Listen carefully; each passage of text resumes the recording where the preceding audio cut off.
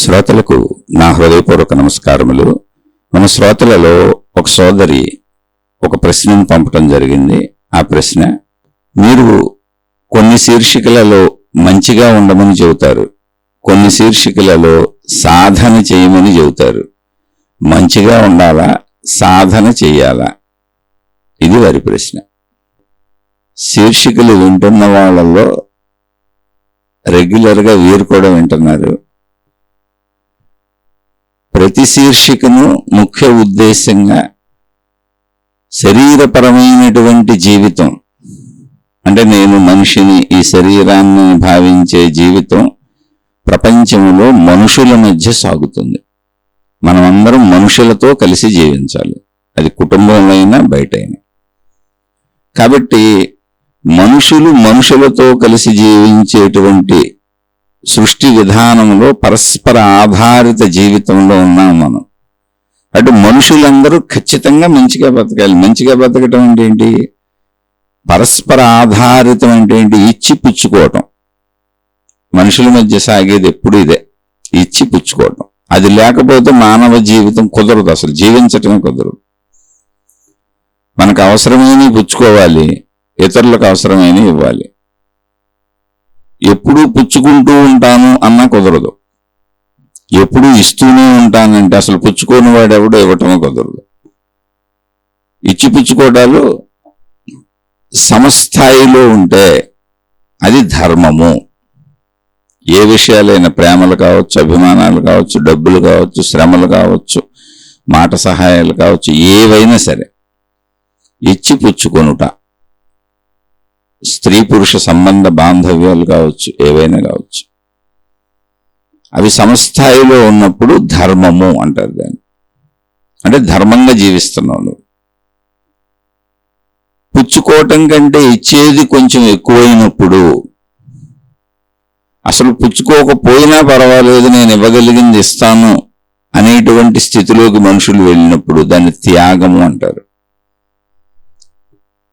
త్యాగం, దాని పేరు త్యాగం. అంటే నువ్వు ఇవ్వకపోయినా నేను నీకు ఇస్తాను, లేదు నువ్వు నాకు తక్కువ ఇచ్చినా నేను నీకు ఎక్కువ ఇస్తాను. అసలు నీ నుంచి ఏమీ ఆశించకుండా నేను ఇస్తాను. అది త్యాగమునకు పరాకాష్ట. అంటే త్యాగం స్థితులుగా వెళుతుంది. ధర్మము త్యాగ రూపం ధరిస్తుంది. ఈ త్యాగం రూపములోకి వచ్చిన వాళ్ళకి మహాత్ములు చెప్పారు, త్యాగైనేకే అమృతత్వ మానసు. త్యాగము చేత మాత్రమే అమృతత్వము, అంటే చావు లేనటువంటి మానసు, అంటే మానసిక స్థితి. మనసు అంటే ఏంటి? మనం శరీరముతో గ్రహించిన విషయాలన్నీ మనసులో ఉంటాయి, అవి తిరిగి మనకు గుర్తొస్తూ ఉంటాయి. త్యాగము చేత మాత్రమే, అంటే త్యాగ భావన కలవారికి మాత్రమే అమృతత్వమైనటువంటి ఆత్మశక్తి, ఆత్మజ్ఞానము అర్థమయ్యే స్థితి వస్తుంది. ఇక్కడి నుంచి ముందు దాని కింద స్థితులు ఉన్నాయి. ఏంటి?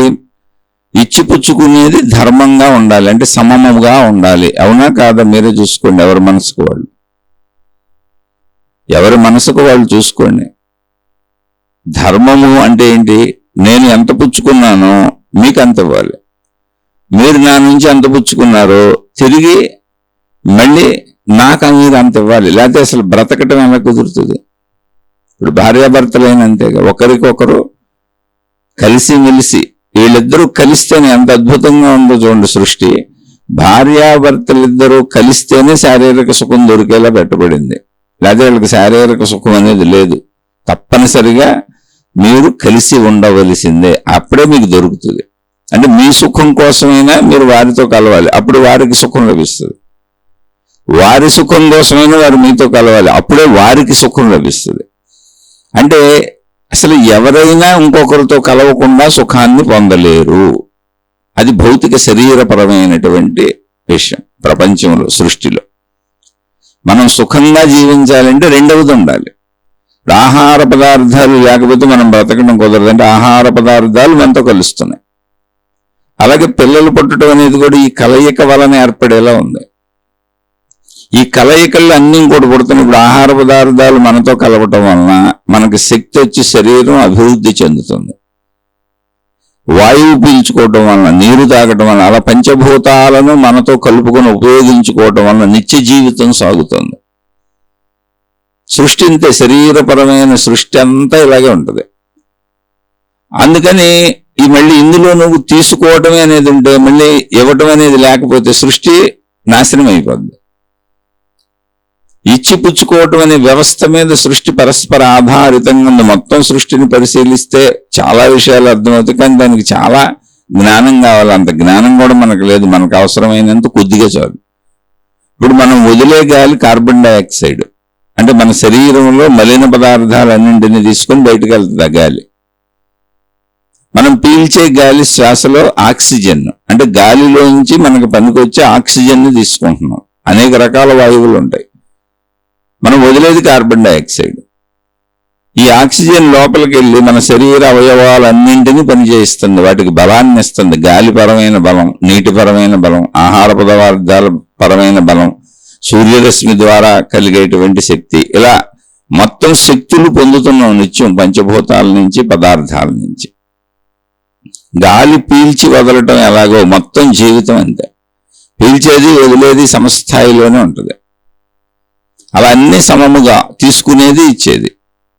సేమ్ ప్రాణవాయువు ఎలా ఉందో అలా తీసుకునేది ఇచ్చేది సమముగా ఉన్నప్పుడు నువ్వు ధర్మాత్ముడివి, ధర్మాత్మురాలివి. ఈ సమత్వం ఎక్కడ దెబ్బతిందో, అంటే తీసుకోవడం ఇవ్వడం అనే సమత్వం ఎక్కడ దెబ్బతిందో అక్కడ శారీరక మానసిక అనారోగ్యములు తయారవుతాయి. అది నీకు కావచ్చు, నీ వలన ఎదుటి వాళ్ళకి కావచ్చు. ఈ సమత్వాన్ని ఎవరు దెబ్బ కొట్టారో వాళ్ళు ఇబ్బంది పడుతూనే ఉంటారు. ఎందుకని సమత్వం అనే సూత్రము సృష్టిది. ఇప్పుడు మొక్కలు కార్బన్ డైఆక్సైడ్ పీల్చుకోవాలి, మనుషులు ఆక్సిజన్ పీల్చుకోవాలి అన్నప్పుడు మొక్కలకి మనుషులకి అవినాభావ సంబంధం ఏర్పరిచింది సృష్టి. మళ్ళీ అదే మొక్కల నుంచి వచ్చినటువంటి పళ్ళు, ఫలములు, కాయగూరలు, ఆహార ధాన్యములు అన్ని తిని బతుకుతున్నాం.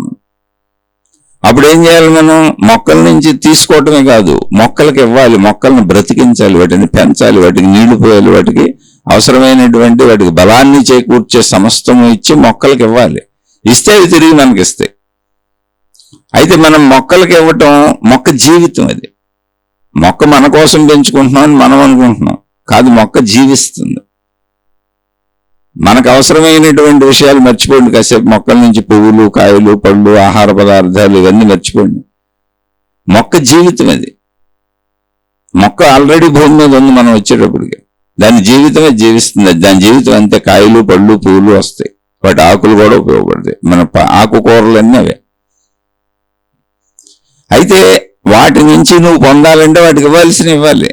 ముందు భూమిలో వాటిని చక్కటి ప్రదేశంలో వాటిని వేసుకోవాలి, వాటికి నీళ్లు పోయాలి, సూర్యరశ్మి తగిలేలా ఉండాలి, అవి ఎదగడానికి అవసరమైన వాతావరణాన్ని కల్పించాలి, ఆ స్పేస్ ఉండాలి, అవి వచ్చి తినేసి వాటిని పాడు చేయకుండా రక్షణ కల్పించాలి. అంటే మొక్క జీవితానికి నువ్వు రక్షణ ఇస్తే మొక్క నీ జీవితానికి అవసరమైనవన్నీ నీకు ఇస్తుంది.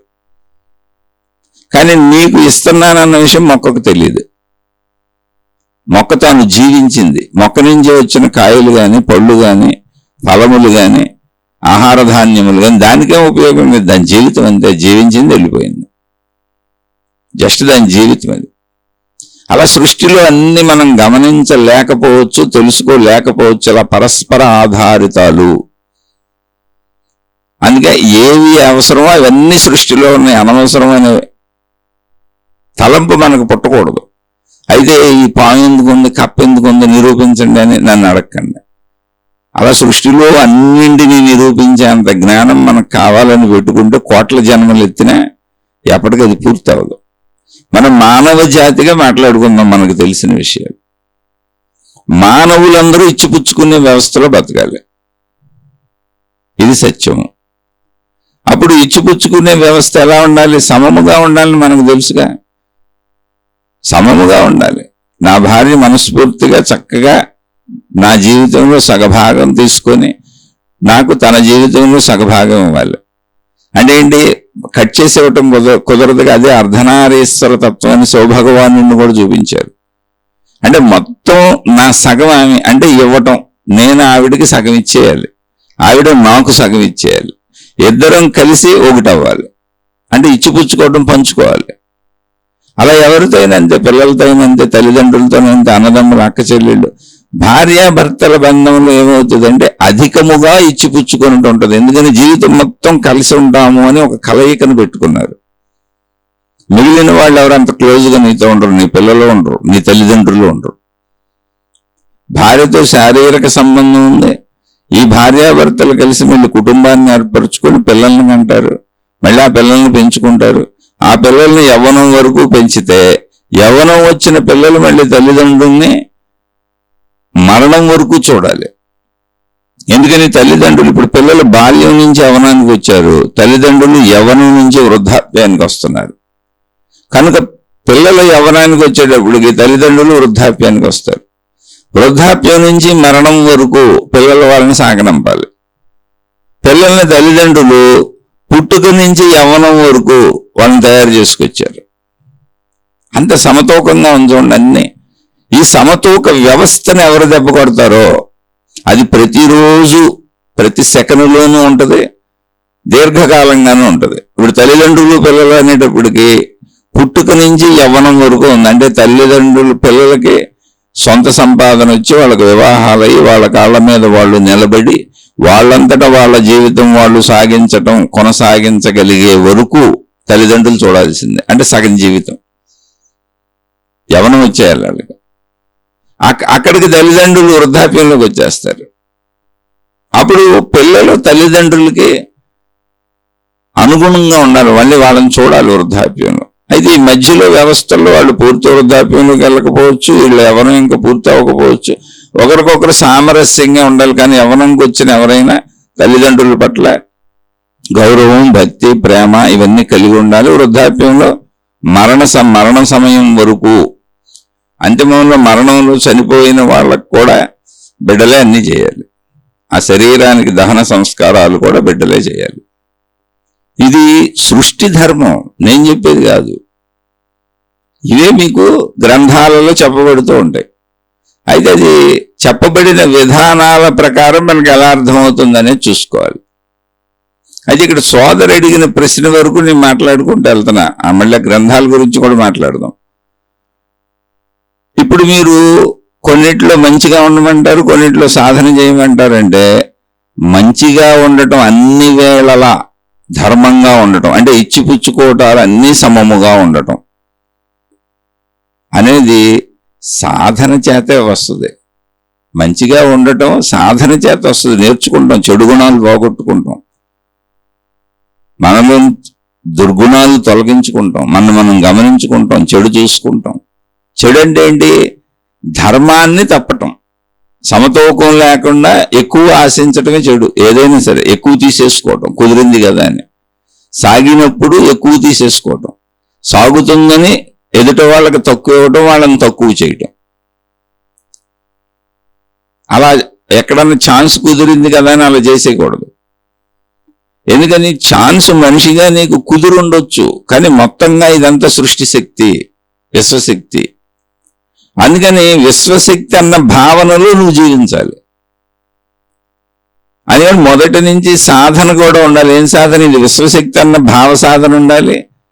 మళ్ళీ మంచిగా జీవించాలంటే నిరంతరం మనసును అదుపు చేసుకొని చెడులోకి వెళ్ళకుండా మంచిలో ఉంచుకోవాలి. మంచి సాధన వేరు వేరు కాదు, రెండు ఒకటే. మంచి సాధన, సాధనే మంచి. ఇందులో ఎంత ముందుకు వెళ్తారనేది మీరు ఆ ఒక్క విషయానికి ఆ ఒక శీర్షిక ఏదో విని లేదా అందులో మాటలో అర్థం చేసుకొని అంతవరకే గ్రహించి ప్రశ్నిస్తే ఎవరికి ఏది పూర్తిగా చెప్పలేరు, ఎప్పటికీ అర్థం కాదు. అందుకే మీకు అనంత సాహిత్యం ఉంది. అనంత సాహిత్యం అపార్థాల పాలు కూడా అవుతూ ఉంటది అర్థం కాని వాళ్ళ వలన. ఇప్పుడు పురాణాలు, ఇతిహాసాలు ఇటువంటి చదివి ఇతర మతస్థులు ఇదేంటి, మీ దేవుళ్ళేంటి, దేవతలేంటి, కథలేంటి, మహిమలేంటి, మాయలేంటి, అద్భుతాలేంటి, దేవుళ్ళు ఎలా ఉంటారా, దేవతలు ఎలా ఉంటారా అని కొన్ని తీసుకొని వెటకారపు వ్యంగ్య ప్రసంగాలు చేస్తూ ఉంటారు. అలాగే ఇతర మతస్థుల వాటిల్లో కూడా తీసుకొని కొంతమంది వెళ్ళి ఆ మతపు వాళ్ళని విమర్శిస్తూ ఉంటారు. గ్రంథ భాష అలా ఉండదు. ఇప్పుడు మనం ఒక శీర్షికలో అన్ని చెప్పుకోలేము. ఎక్కడికక్కడ చెప్పుకుంటూ వెళుతుంటే మళ్ళీ సందేహం వచ్చింది తీర్చుకుంటూ వెళ్తాం. ఇప్పుడు అనేక శీర్షికలు చెబుతున్నా. మంచిగా జీవించటం, శరీరపరమైనటువంటి జీవితంలో, సృష్టిపరమైన జీవితంలో, నేను శరీరం అన్న భావనలో, ధర్మము అంటే మంచిగా ఉండటం. ధర్మము అంటే ఏంటి? ఇచ్చిపుచ్చుకోవడాలు సమముగా ఉండాలి. ఇది కామన్. ఇచ్చిపుచ్చుకోవటాలకు సమముగా ఉండకుండా ధర్మస్థాయిని తప్పినప్పుడు అంటే అధర్మము అంటారు దాన్ని. న్యాయస్థాయి తప్పినప్పుడు అంటే అన్యాయము అన్నారు దాన్ని. పేర్లు మనం పెట్టుకునే. ఈ ధర్మము న్యాయము అనేవి ఏంటంటే దేశ కాల పరిస్థితుల్లో మనుషులు ఏర్పరుచుకుంటూ ఉంటారు. మానవ పరంగా మన బుద్ధికి తెలుసు, నా భార్య నాతో ఎలా ఉంటుంది, నేను నా భార్యతో ఎలా ఉంటున్నాను, నా పిల్లలతో ఎలా ఉంటున్నాను, నేను చుట్టూ ఉన్న మనుషులతో ఎలా ఉంటున్నాను. మానసికంగా మనకి ఇవన్నీ తెలుసు. భౌతికంగా భౌగోళికంగా చట్టాలు ఏర్పరుచుకున్నాం మనం. ధర్మము న్యాయము విధానములు వాటిని సంరక్షించుకోవటానికి. కాబట్టి ధర్మమును మనమే ఆలోచించుకొని మొత్తం సృష్టి అంతా ధర్మపరంగా ఉంది, ఒకదానిపై ఒకటి ఆధారపడి ఉంటుంది. మనం మానవుల వరకే తీసుకుందామని ముందే చెప్పాను. మనం మనుషులం కనుక ఆ ధర్మ తప్పినప్పుడు, ఆ ధర్మత తప్పినప్పుడు అధర్మము, అధర్మము అయినప్పుడు నువ్వు చెడ్డవాడివి, నువ్వు చెడ్డదానివి కాదు. నేను ఇలాగే ఉంటాను అని ఆ అధర్మతని తారాస్థాయికి తీసుకెళ్ళిపోయినప్పుడు నువ్వు రాక్షసుడివి. రాక్షస జాతి అంటే అధర్మాన్నే చేస్తున్నారు. ఇంకా అసలు ధర్మం వైపు రావటం కాదు కదా, వినటం కాదు కదా, అసలు అధర్మాన్ని పరాకాష్ఠకి వెళ్ళిపోయారు. మొత్తం జీవితమే అధర్మంలో గడుపుతున్నారు. అధర్మపు జీవితాన్ని పరాకాష్ఠకి వెళ్ళిపోయారు. వాళ్ళు రాక్షస జాతి. ధర్మాన్ని ఆచరించేవారు మానవ జాతి. ఇచ్చిపుచ్చుకోవటం సరిసమానంగా ఉంటాయి. ఇప్పుడు అధర్మంకి మొత్తం అధర్మములోనే ఉంటూ, అధర్మం స్టార్టింగ్ నుంచి మొదలుపెట్టి అధర్మం ఎంత ఎత్తు వరకు చేయొచ్చో అంత ఎత్తు వరకు చేసుకుంటూ వెళ్ళేవాళ్ళు రాక్షస జాతి. మొత్తం అధర్మం నుంచి హైయెస్ట్కి వెళ్తారు. స్టార్టింగ్ నుంచి అధర్మంలో హైయెస్ట్కి. అలాగే ధర్మములో స్టార్టింగ్ నుంచి అంటే ఇచ్చిపుచ్చుకోవటాలు సంస్థాయి నుంచి హైయెస్ట్కి వెళ్ళిపోతారు. ఇవ్వటమే, ఎంతవరకైనా ఇవ్వటమే, ఏం ప్రాబ్లం లేదని. అంటే రాక్షసత్వంలో చెడులో ఎంత హైయెస్ట్ ఉందో మంచిలో అంత హైయెస్ట్కి వెళ్ళిపోతారు. దాన్ని త్యాగము అన్నారు. వాళ్ళని దేవతలు అన్నారు. వాళ్ళు మనుషులే, వీళ్ళు మనుషులే. రాక్షసులు మనుషులే, దేవతలు మనుషులే. నీ ప్రవర్తన నిన్ను అలా చేసింది. మంచిలో తారాస్థాయికి వెళ్ళిపోతే, ధర్మంలో తారాస్థాయికి వెళ్ళిపోతే త్యాగము దేవతల వాళ్ళు. ఇవ్వటమే, పుచ్చుకోవాలన్న భావన కూడా ఉండదు. అలాగే చెడులో తారాస్థాయికి వెళ్ళిపోతే రాక్షసులు. నిరంతరం లాక్కోవటమే, అసలు ఇవ్వాలని తాట వాళ్ళకి పుట్టదు. లేవగానే ఎవరి దగ్గర లాక్కుందామని బయలుదేరుతారు. ఇది రాక్షసి జాతి. ఇలా మనుషులు అందరూ ఉంటారు, అన్ని స్టేజుల్లోనూ ఉంటారు. కాబట్టి ఇక్కడ సాధన ఏంటి అంటే సృష్టి మొత్తము లింకులో ఉన్నది శక్తి ఒకటే. అదే ఆత్మశక్తి లేదా దైవశక్తి అనుకో, దేవుడు అనుకో, దేవత అనుకో, ఏదో ఒకటి. ఎవరు నమ్ముతున్నావో అది అనుకో. ఆ లింకులో ఇది ఉందని తెలుసుకో. దేవుడు అనుకో, సృష్టి మొత్తము దేవుడికి సంబంధించింది. దేవత అనుకో, దేవతకు సంబంధించింది. నీ మతం ఏదైనా పర్వాలేదు. నువ్వు ఒకవేళ దేవుడు దేవత కాదు, నిరాకార శక్తిని పూజించే మతం అనుకో, సృష్టి మొత్తం ఆ దేవుడికి సంబంధించిందే. అలా తీసుకో, ఆ శక్తికి సంబంధించిందే అన్నప్పుడు ధర్మమేగా ఉండాలి. అంత సమమేగా. ఇక్కడ అందరితో సమంగానే ఉండాలి. ఇచ్చిపుచ్చుకోవటాలు, ఎందుకని ఇచ్చిపుచ్చుకోవటాలు లేకుండా అసలు శరీరపరమైన సృష్టిపరమైన జీవితమే సాగదు. అప్పుడు నీకు భావనలో ఏముండాలి అంటే ఇది మొత్తం దేవుడిదే, నువ్వు దేవుడు అనుకుంటే, ఇది మొత్తం దేవతదే, నువ్వు దేవత అనుకుంటే, నువ్వు ఎవరిని ఆరాధిస్తాను. లేదు నేను నిరాకారము అనుకుంటే ఇది మొత్తం ఆ నిరాకార శక్తిదే. అలా ఏ భావనలో ఉండు, సృష్టి మొత్తము ఒకే దాని చేత నడపబడుతున్నది. ఈ సృష్టి మొత్తమునకు కర్త ఒకరే, దేవుడా దేవత శక్తి అని ఇష్టం.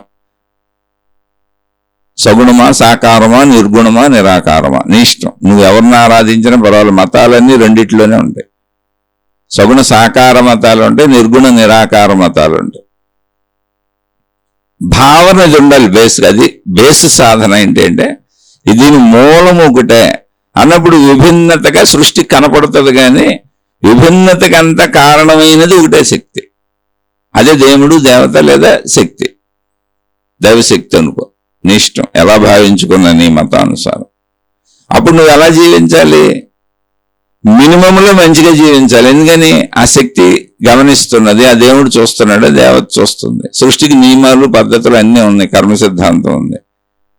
అసలు ఉందా లేదా అనేది పక్కన పెడితే అందరూ నాలాంటి మనుషులే, అందరూ నేను ఏ దేవుణ్ణి ఆరాధిస్తున్నాను ఆ దేవుడు తాలాకనగా, అంటే మీరు వేరే దేవుణ్ణి ఆరాధిస్తున్నారు, వేరే మతాలు ఉన్నాయి అనేది ఇక్కడ చల్లదు, వితండవాదం అవుద్ది. వేరే మతాలు ఉండొచ్చు, కానీ నీ దేవుడికి సంబంధించింది సృష్టి అన్నప్పుడు నువ్వు మొత్తంగా సృష్టిని నమ్ముతావు. అలా ఏ మతం వాళ్ళు ఆ మతం వాళ్ళు నా దేవుడే అని నమ్మండి, పోనేం పోయింది. అందులో భావనాత్మకంగా పేర్లు వేరుగా పెట్టుకొని ఉండొచ్చు, కానీ సృష్టి అయితే ఆ దేవుడికి సంబంధించింది, ఆ దేవతకి సంబంధించింది, లేదా శక్తికి సంబంధించింది. అప్పుడు కామన్ థియరీ ఏంటి మనుషులకంటే, అందరము కలిసిమెలిసి ఇచ్చిపుచ్చుకుంటూ ఆ వ్యవస్థని కరెక్ట్గా కాపాడాలి, సృష్టి వ్యవస్థని. మొత్తం సృష్టి గురించి మనకు అవగాహన లేకపోవచ్చు, కనీసం మనుషులుగా. అక్కడ ధర్మము, ఆ ధర్మము అనే దాని మీద నడవాలి. ధర్మం అంటే ఏంటి? ఏమీ లేదు, నేను ఎంత పుచ్చుకున్నానో అంత ఇస్తాను, నేను ఎంత ఇచ్చాను నాకు అంత కావాలి, మరి నేను బతకాలిగా. రెండు సమతూకంగా ఉంటే చాలు. ఆ రెండు సమతూకంగా ఉండాలి, ఇచ్చిపుచ్చుకోవడాలు. అలా సమతూకంగా ఉండేలా ఎప్పటికప్పుడు చూసుకోవాలి, ఇది ధర్మము. ఇక్కడే మహాత్ములు మనకి కొన్ని బోధలు అందించారు. యదా యదా హి ధర్మస్య గ్లానిర్భవతి భారతః తదాత్మానాం సృజామ్యహం సంభవామి యుగే యుగే. ధర్మ సంస్థాపనార్థాయ సంభవామి యుగే యుగే. తదాత్మానాం సృజామ్యహం అని. దేనికి? ధర్మ సంస్థాపనార్థాయ సంభవామి యుగే యుగే. ఇక్కడ యుగే యుగ అంటే యుగాలని కాదు, అది అప్లై చేసుకోవాలి. ప్రతి క్షణము, ప్రతి నిమిషము, మనం బ్రతుకుతున్న సమయము, కాలము. ఇందులో ఎక్కడెక్కడ యదా యదా హి ధర్మస్య, ధర్మానికి ఎక్కడెక్కడ గ్లానిర్భవతి, దానికి హాని కలుగుతుందో, అధర్మం వైపు వెళ్తున్నారు అంటే ఎవరు? దానికి ధర్మానికి హాని కలిగించేవాళ్ళు ఎవరు? ఇచ్చిపుచ్చుకోవటాలు, వ్యవస్థ సమంగా లేకుండా లాక్కోవటమే తప్ప ఇవ్వటం లేని వాళ్ళు, లేదా ఎక్కువ తీసుకుని తక్కువ ఇచ్చేవాళ్ళు. అలా ఏదో ఒకటి ధర్మాన్ని పాడు చేస్తున్నారు. అక్కడక్కడ తదాత్మానాం సృజామ్యహం, నన్ను నేనే సృజించుకుంటాను. ఎందుకు? ధర్మ సంస్థాపనార్థాయ. నన్ను నేను సృజించుకోవటం ధర్మ సంస్థాపనార్థాయ అంటే ఏంటి? మనం వెళ్ళి మళ్ళీ ఎవరో దేవుడి కిందకి దిగి వస్తాడంటాం. ఎక్కడ కుదురుద్ది? నీ లోపలికో రోగం వస్తుంది. తదాత్మానం, నా స్వీయాత్మలోనే, తదాత్మానాం సృజామ్యహం, నా స్వీయాత్మలోనే, నా స్వీయాత్మతోనే సృజామ్యహం. ఎందుకని? ఆత్మస్వరూపమే నేనుగా. మొత్తం సృష్టికి కారణమైన శక్తి ఒకటే. దాన్ని దేవుడు అంటావా, దేవత అంటావా, శక్తి అంటావా, దాన్ని ఆత్మ అన్నారు. తదాత్మానాం సృజామ్యహం, నా ఆత్మలోనే, నా ఆత్మతోనే నేనే సృష్టించుకుంటాను. నన్ను నేనే సృష్టించుకుంటాను. ధర్మ సంస్థాపనార్థాయ. ఎలా? నేను తప్పు చేస్తే అనారోగ్యంగా, నేను మేలు చేస్తే ఆరోగ్యంగా, నేను మేలు చేస్తే లాభంగా, అదే విషయమైందేనా సరే. నా భావ పరంపరతోనే మనిషి దుఃఖాలు అనిపించేది, శారీరక దుఃఖం, మానసిక దుఃఖం. అవి నాకు కలిగేలా నేనే చేసుకుంటాను. ఎందుకంటే నా శరీర నిర్మాణమే అలా ఉంది. మన శరీర నిర్మాణం ఎలా ఉంది చూడండి ఒకసారి. మొత్తం మన శరీరంలో ఏ పని చేయాలన్నా ఒక ఆలోచన పుడితే కెమికల్స్ రిలీజ్ అవుతాయి, రసాయన ఉత్పత్తి జరుగుద్ది. ఆ రసాయన ఉత్పత్తి వలన మన చేతులు కదపటం, కాళ్ళు కదపటం, పనులు చేయటం, అనేక భావాలు కలగటం, భావోద్రేకాలు కలగటం, జీవితం జీవించటం జరుగుతుంది, స్త్రీ పురుష శారీరక కోరికలతో సహా. ఇప్పుడు నేను తప్పులు చేస్తున్నప్పుడు, అంటే ధర్మానికి హాని కలిగించినప్పుడు, ధర్మాన్ని ఎప్పుడైతే అంటే హాని కలిగించడం అంటే ఏంటి? తప్పటం, నేను చెడు చేయటం చేసినప్పుడు నా స్వీయ ఆత్మలోనే, నాలోనే నాకు నేను ధర్మానికి హాని చేశాను, అసత్యం ఆడుతున్నాను, అబద్ధం ఆడుతున్నాను, మోసం చేశానని నాకు తెలుసు కనుక అటువంటి నా స్వీయాత్మలోనే, నా స్వీయాత్మతోనే, నా శరీరంలోనే నాకే నెగిటివ్ కెమికల్స్ రిలీజ్ అవుతాయి. దేనికి? ఇది ధర్మ సంస్థాపనార్థాయ, నువ్వు ధర్మాన్ని అక్కడ తప్పావు కదా, మళ్ళీ తిరిగి దాన్ని కరెక్ట్ చేయాలి కదా. అందుకని తప్పిన నీకు ఎంత తప్పావో అంత శిక్ష నీ లోపలే పడుతుంది. అది అనారోగ్యమా, మానసిక బాధ, శారీరక బాధ, సంథింగ్ ఏదైనా కానివ్వండి. లేదా నువ్వే పొరపాటు నీ డబ్బు పోగొట్టుకుంటావు, నువ్వే పొరపాటు నీ వస్తువులు పోగొట్టుకుంటావు, నువ్వే పొరపాటు చేసేదో నష్టపోతావు, ఏదైనా కానివ్వండి. అది అలా తదాత్మానం సృజామ్యహం, ఆ కర్మ సిద్ధాంతపు ఆ ధర్మ సిద్ధాంతపు తీరి ఎలా సంతోకం అవుద్దో అలా జరుగుద్ది. యుగే యుగ ఏంటంటే ప్రతి క్షణం ఇలాగే జరుగుతుంది సృష్టి, అదే కర్మ సిద్ధాంతం. తదాత్మానం సృజామ్యహం ధర్మ సంస్థాపనార్థాయ, ఎప్పుడు యుగే యుగే ప్రతి సెకండ్ అదే జరుగుతుంది సృష్టి అంతా. మంచిగా ఉంటే మంచి కెమికల్స్ రిలీజ్ అవుతాయి, చెడ్డగా ఉంటే చెడ్డ కెమికల్స్ రిలీజ్ అవుతాయి. ఎక్కడ రిలీజ్ అవుతాయి? నాలోనే, నా స్వీయాత్మతో, నా చేత, నా శరీరంలోనే. అవి నాకు ఆనందాన్ని ఇవ్వచ్చు, దుఃఖాన్ని ఇవ్వచ్చు, అవి నాకు బాధని ఇవ్వచ్చు, కష్టాన్ని ఇవ్వచ్చు, అది నాకు ఆరోగ్యాన్ని ఇవ్వచ్చు, అనారోగ్యాన్ని ఇవ్వచ్చు, అది శారీరక మానసిక ఆరోగ్యాలు అవ్వచ్చు, శారీరక మానసిక అనారోగ్యాలు అవ్వచ్చు. నేనే నా ఆలోచనలతో, నా బుద్ధితో, అదే బుద్ధి కర్మానుసరిణి అని కూడా చెప్పారు అక్కడ కర్మ సిద్ధాంతం. నా ఆలోచనలతో, నా స్వీయ బుద్ధితో నన్ను నేను నాశనం చేసుకోవచ్చు, నా పిల్లలకి, నా కుటుంబానికి నేనే సలహాలు ఇచ్చి వాళ్ళ జీవితాలు నాశనం చేయొచ్చు. ఇటు వెళ్తే మంచిది, అటు వెళ్తే కాదని చెప్పి నేనే వాళ్ళని అపసవ్య మార్గాలలో అవి మంచి మార్గాలు అనుకొని నడిపించవచ్చు. ఎందుకని అక్కడ ఎప్పుడైతే అధర్మంలోకి వెళ్ళానో, అధర్మము వలన బుద్ధి బలం తగ్గిపోతుంది, బుద్ధి క్షీణిస్తూ ఉంటుంది. లోభత్వం కలిగిన వాళ్ళు అధర్మం చేస్తుంటారు లోపల. అంటే ఇవ్వటం తక్కువ, ఎదుటివాడికి ఇవ్వాలని అనిపించకపోవడం లోభత్వం. అది ప్రేమైనా ఏదైనా ఎప్పుడు లాక్కోవాలనిపించడం రాక్షసత్వం. దీనివల్ల బుద్ధి కుచించుకుపోద్ది, వికాసముగా ఉండదు. అంటే ఇప్పుడు పువ్వులు మొగ్గ రూపంలో ఉంటాయి, అవి మళ్ళీ వికసిస్తాయి. సంపూర్ణంగా వికసించినాక మాత్రమే పువ్వు నుంచి సువాసన వస్తుంది, పువ్వుకి అందం వస్తుంది. మొగ్గ రూపంలో పువ్వుకి అందం ఉండదు, సువాసన ఉండకపోగా ఒక పసిరి వాసన వస్తూ ఉంటుంది. అంటే దానికి బాగోదు, అది పసిరిక వాసన వస్తుంది. అలా ఈ లోభత్వ భావన, అంటే పుచ్చుకుంటాను, ఎక్కువ పుచ్చుకుంటాను, ఇచ్చేది నేను తక్కువ ఇస్తాను, ఇవ్వలేనని ముడుచుకుపోయారు లోపల వాళ్ళు. విశాలత్వం లేదు. వాళ్ళు మొగ్గల వలే ఉంటారు, పువ్వులు మొగ్గ రూపంలోనే ఎండిపోతున్నాయి, రాలిపోతున్నాయి, వికసించట్లా. అటువంటి వాళ్ళకి శిక్ష వాళ్ళకే పడుతుంది. అందుకే మనుషులకి అనారోగ్యాలు, శారీరక అనారోగ్యాలు, మానసిక అనారోగ్యాలు, ఆర్థిక ఇబ్బందులు, సామాజిక ఇబ్బందులు, ఇవన్నీ ఎవరి వలన వస్తున్నాయి? నీ ప్రవర్తన వల్లనే. నువ్వే అలా ప్రవర్తిస్తావు. నీ ప్రవర్తన వలనే నీ మీద హఠాత్తుగా వచ్చి పడేది ఏది ఉండదు. ధర్మ సంస్థాపనార్థాయ, ధర్మ సంస్థాపన కోసం తదాత్మానం సృజామ్యహం, నా ఆత్మను నేనే సృజించుకుంటాను. ఎలా? నేను చేసిన కర్మలను బట్టి.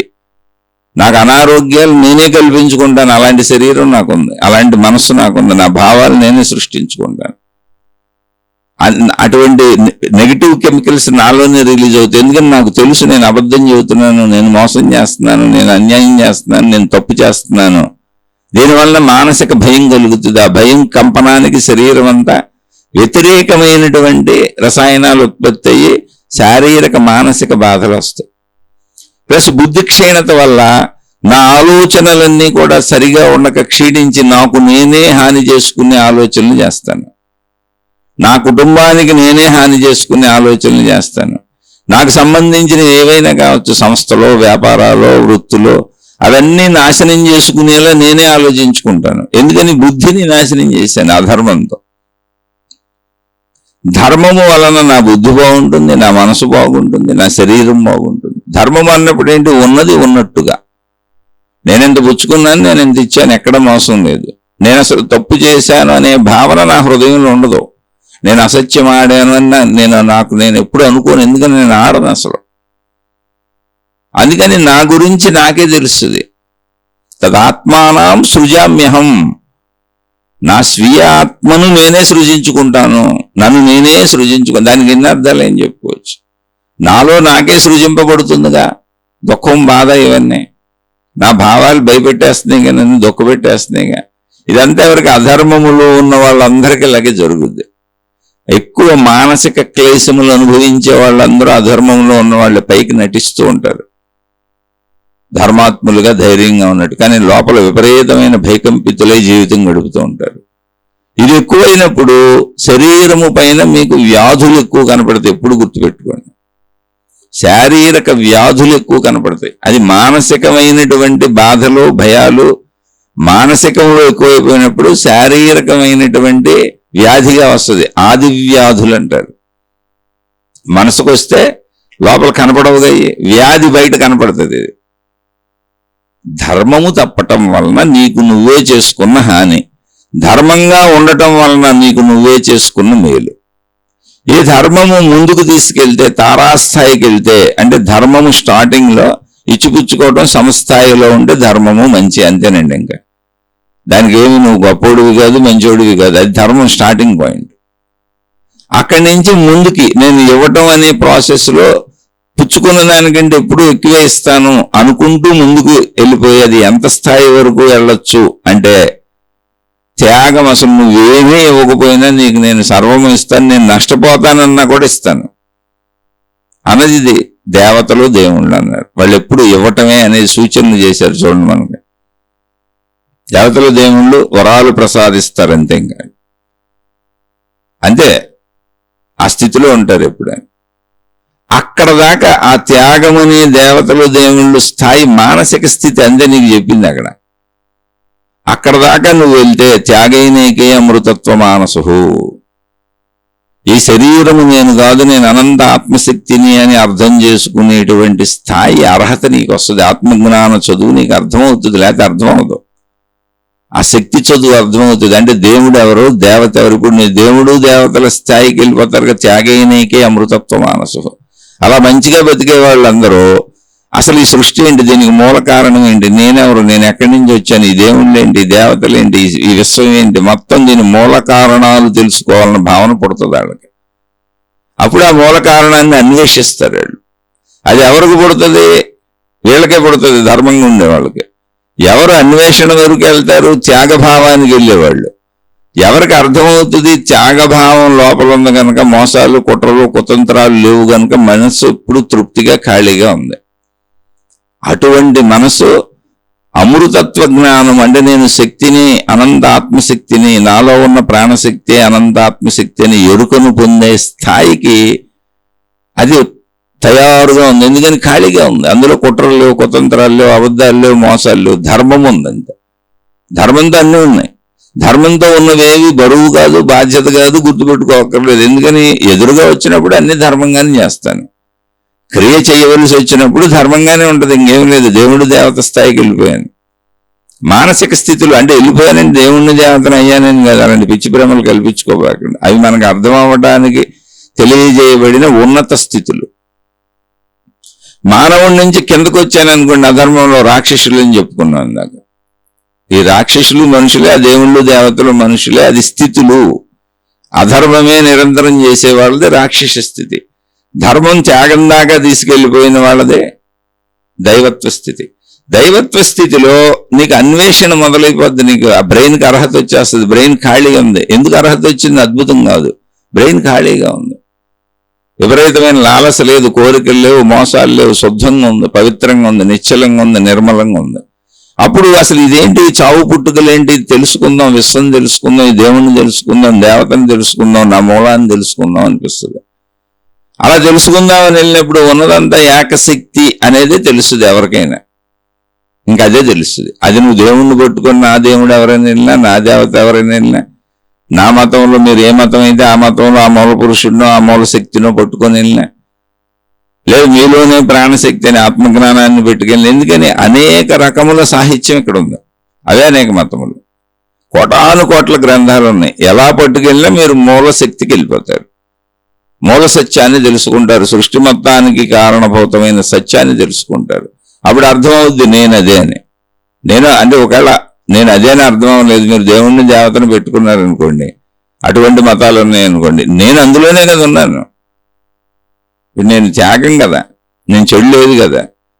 కాబట్టి ఆ మూలతత్వం అర్థం అవటమే నాశనము లేని స్థితి. అమృతత్వము, మృతము అంటే చావు, నాశనము.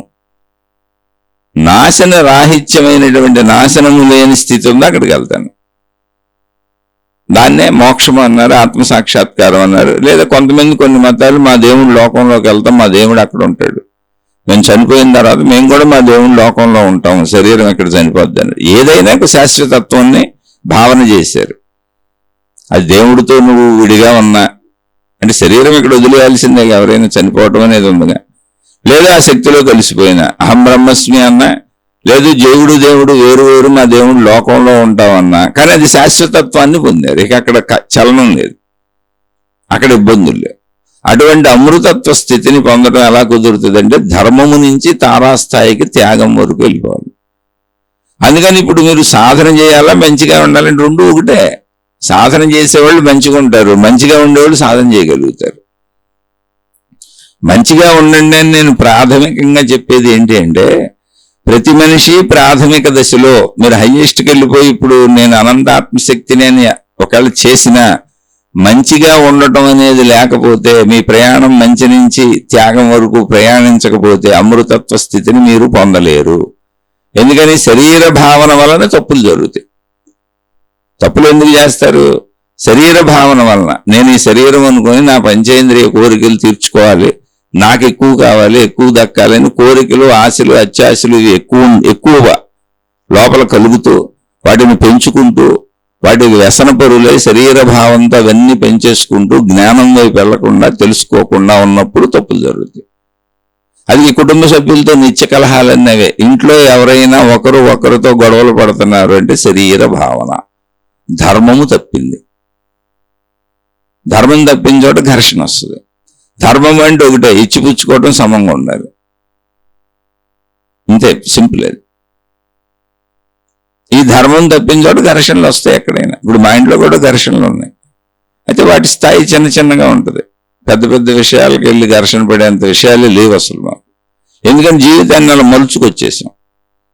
అయితే మళ్ళీ మా పిల్లలకు వచ్చేటప్పటికి ఎలా ఉంటారు తెలియదు. నేను మౌనంగా ఉంటాను, నాకు కొంత అర్థమైంది చూస్తాను, నేను ఏం చేయగలను చేస్తాను, చేయలేని చోట చేయలేనని చెప్తాను. వాళ్ళకి అసంతృప్తి కలగచ్చు, బాధ కలగచ్చు, దుఃఖం కలగచ్చు.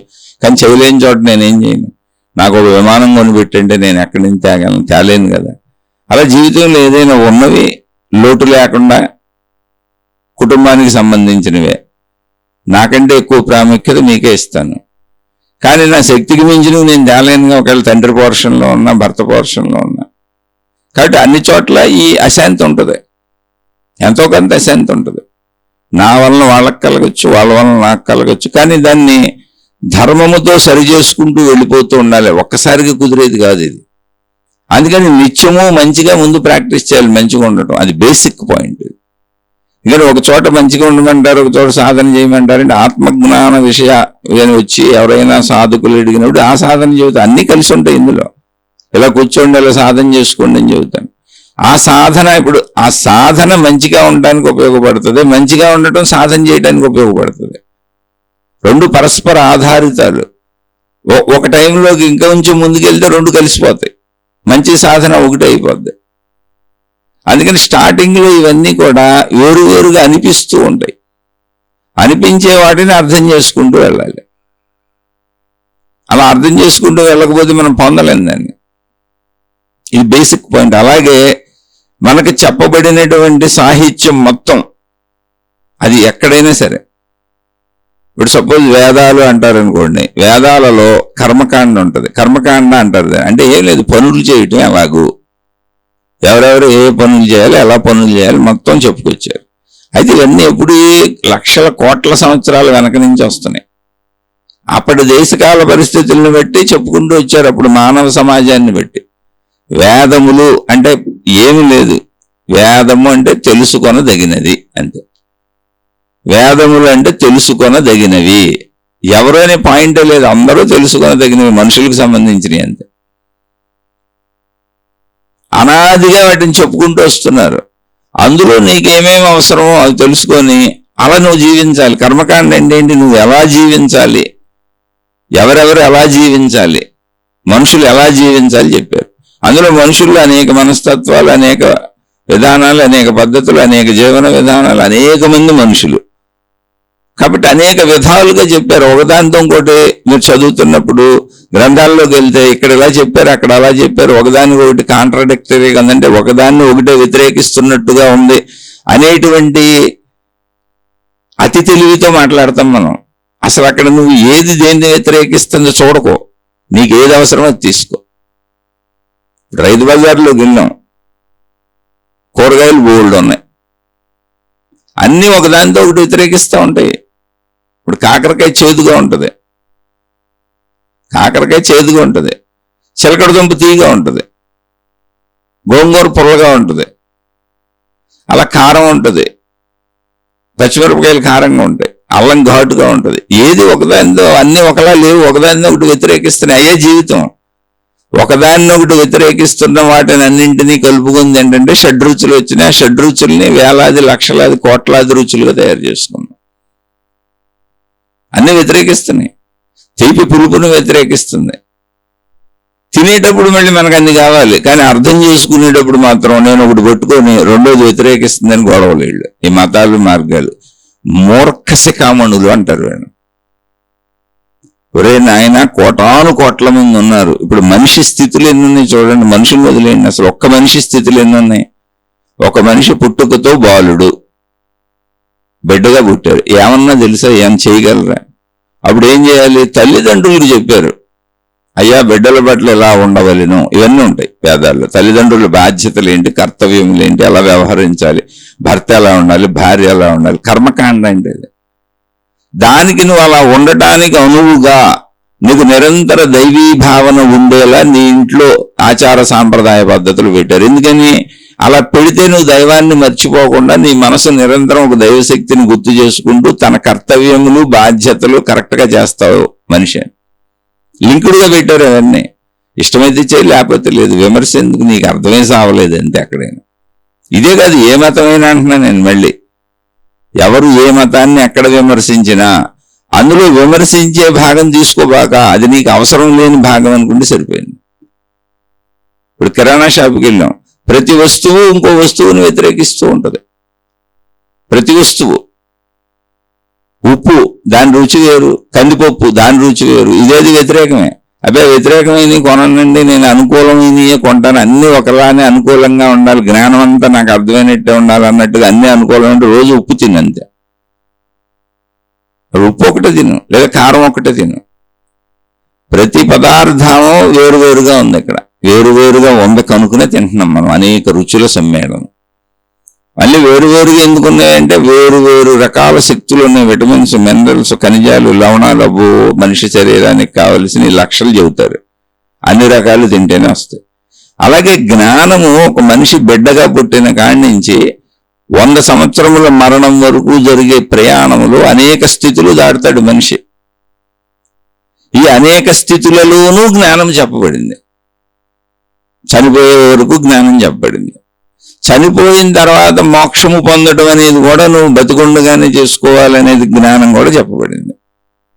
అప్పుడు నువ్వు ఏ స్థితిలో ఉన్నావో, 20 ఏళ్ల వయసులో ఉన్నావు అనుకో, అది విని ఆ 20 ఏళ్ల వయసులో నిజమని, అబ్బే చిన్నతనంలో ఎలా కుదురుతాయి, లేదా 90 ఏళ్ళ ఎలా కుదురుతాయి, ఇది అసంబద్ధం, దీనికి అది వ్యతిరేకంగా ఉంది, దానికి ఇది వ్యతిరేకంగా ఉందంటే నీ వాదోపవాదాల కోసం ఎవరు గ్రంథాలు రచించలే, మతాలు ఏర్పాటు చేయలే, విధానాలు ఏర్పాటు చేయలే.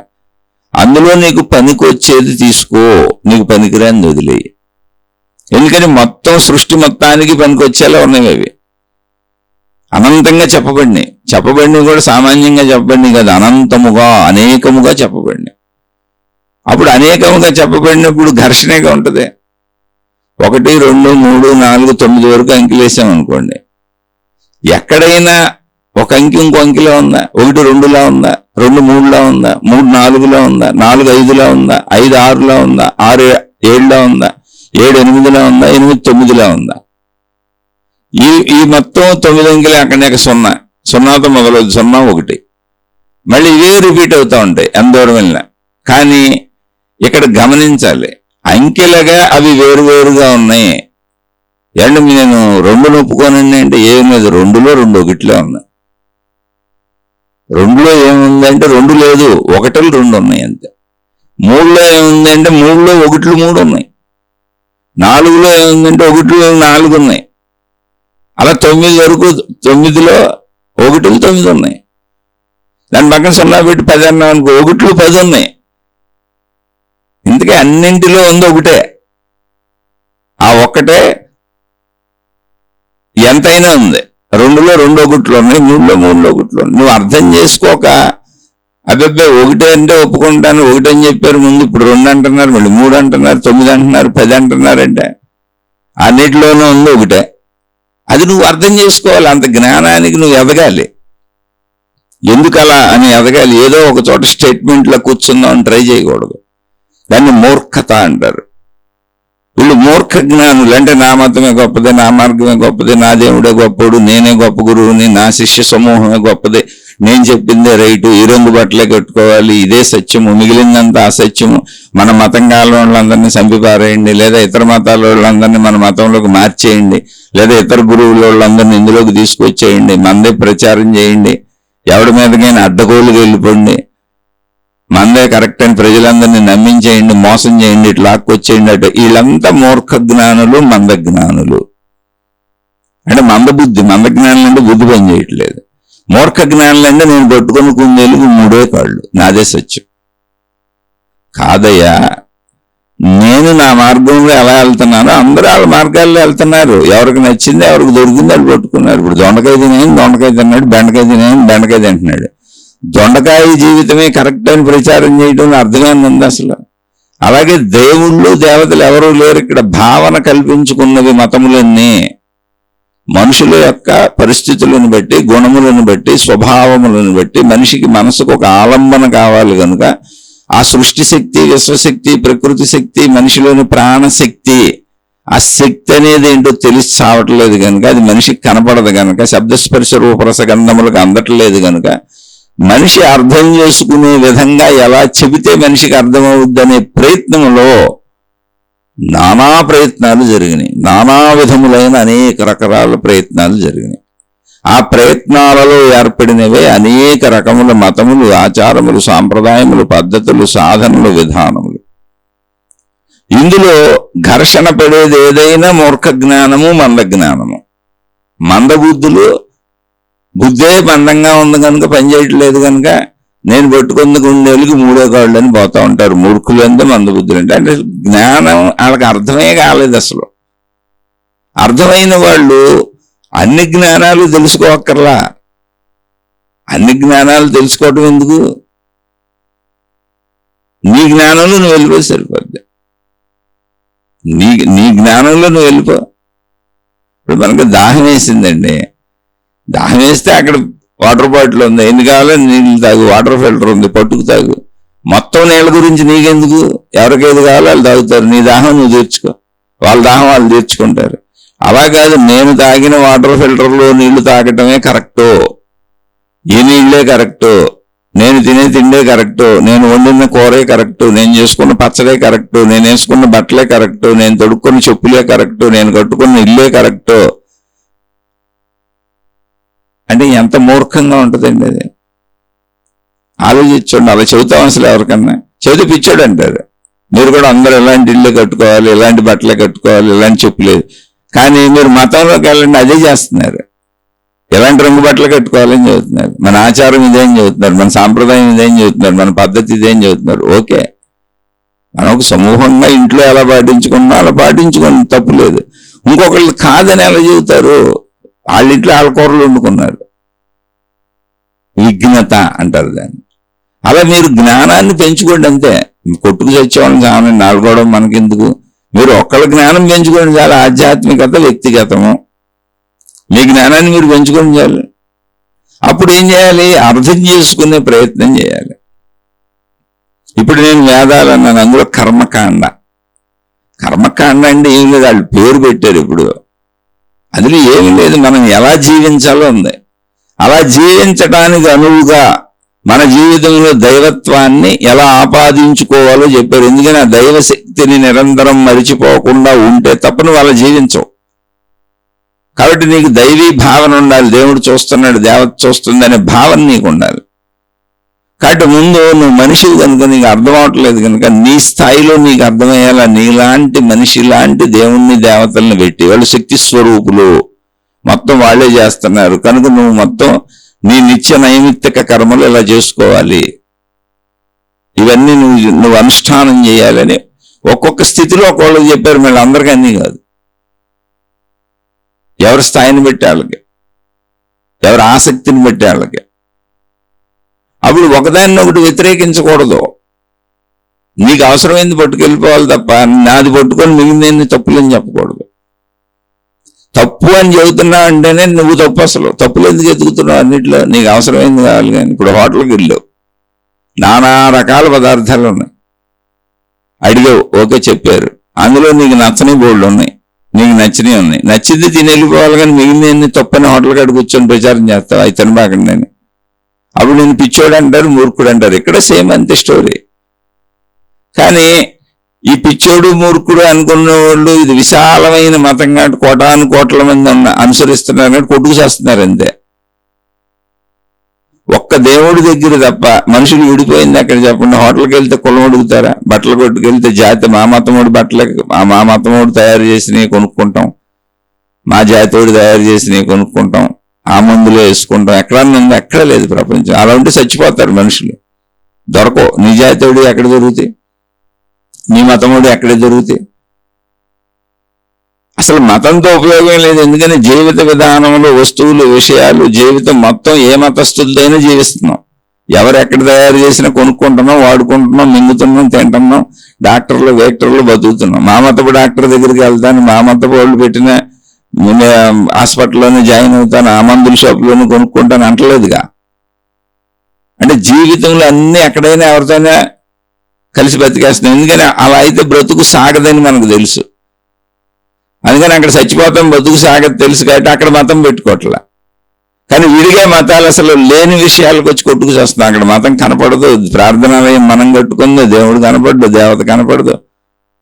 కాదు, అందులో సత్యతలు తీసుకోండి. ఒక హోటల్ ముందు కూర్చొని నీకు నచ్చిన పదార్థం తిని బయటకు వచ్చి కూర్చొని అదే హోటల్ ముందు మిగిలిన పదార్థాలన్నీ మంచివి కాదు, నేను తిన్న పదార్థమే మంచిది, మిగిలిన తినబాకండి అని అక్కడ నుంచో నిల్ల వాళ్ళందరికీ చెబుతున్నావు, పాంప్లెట్లు పంచుతున్నావు.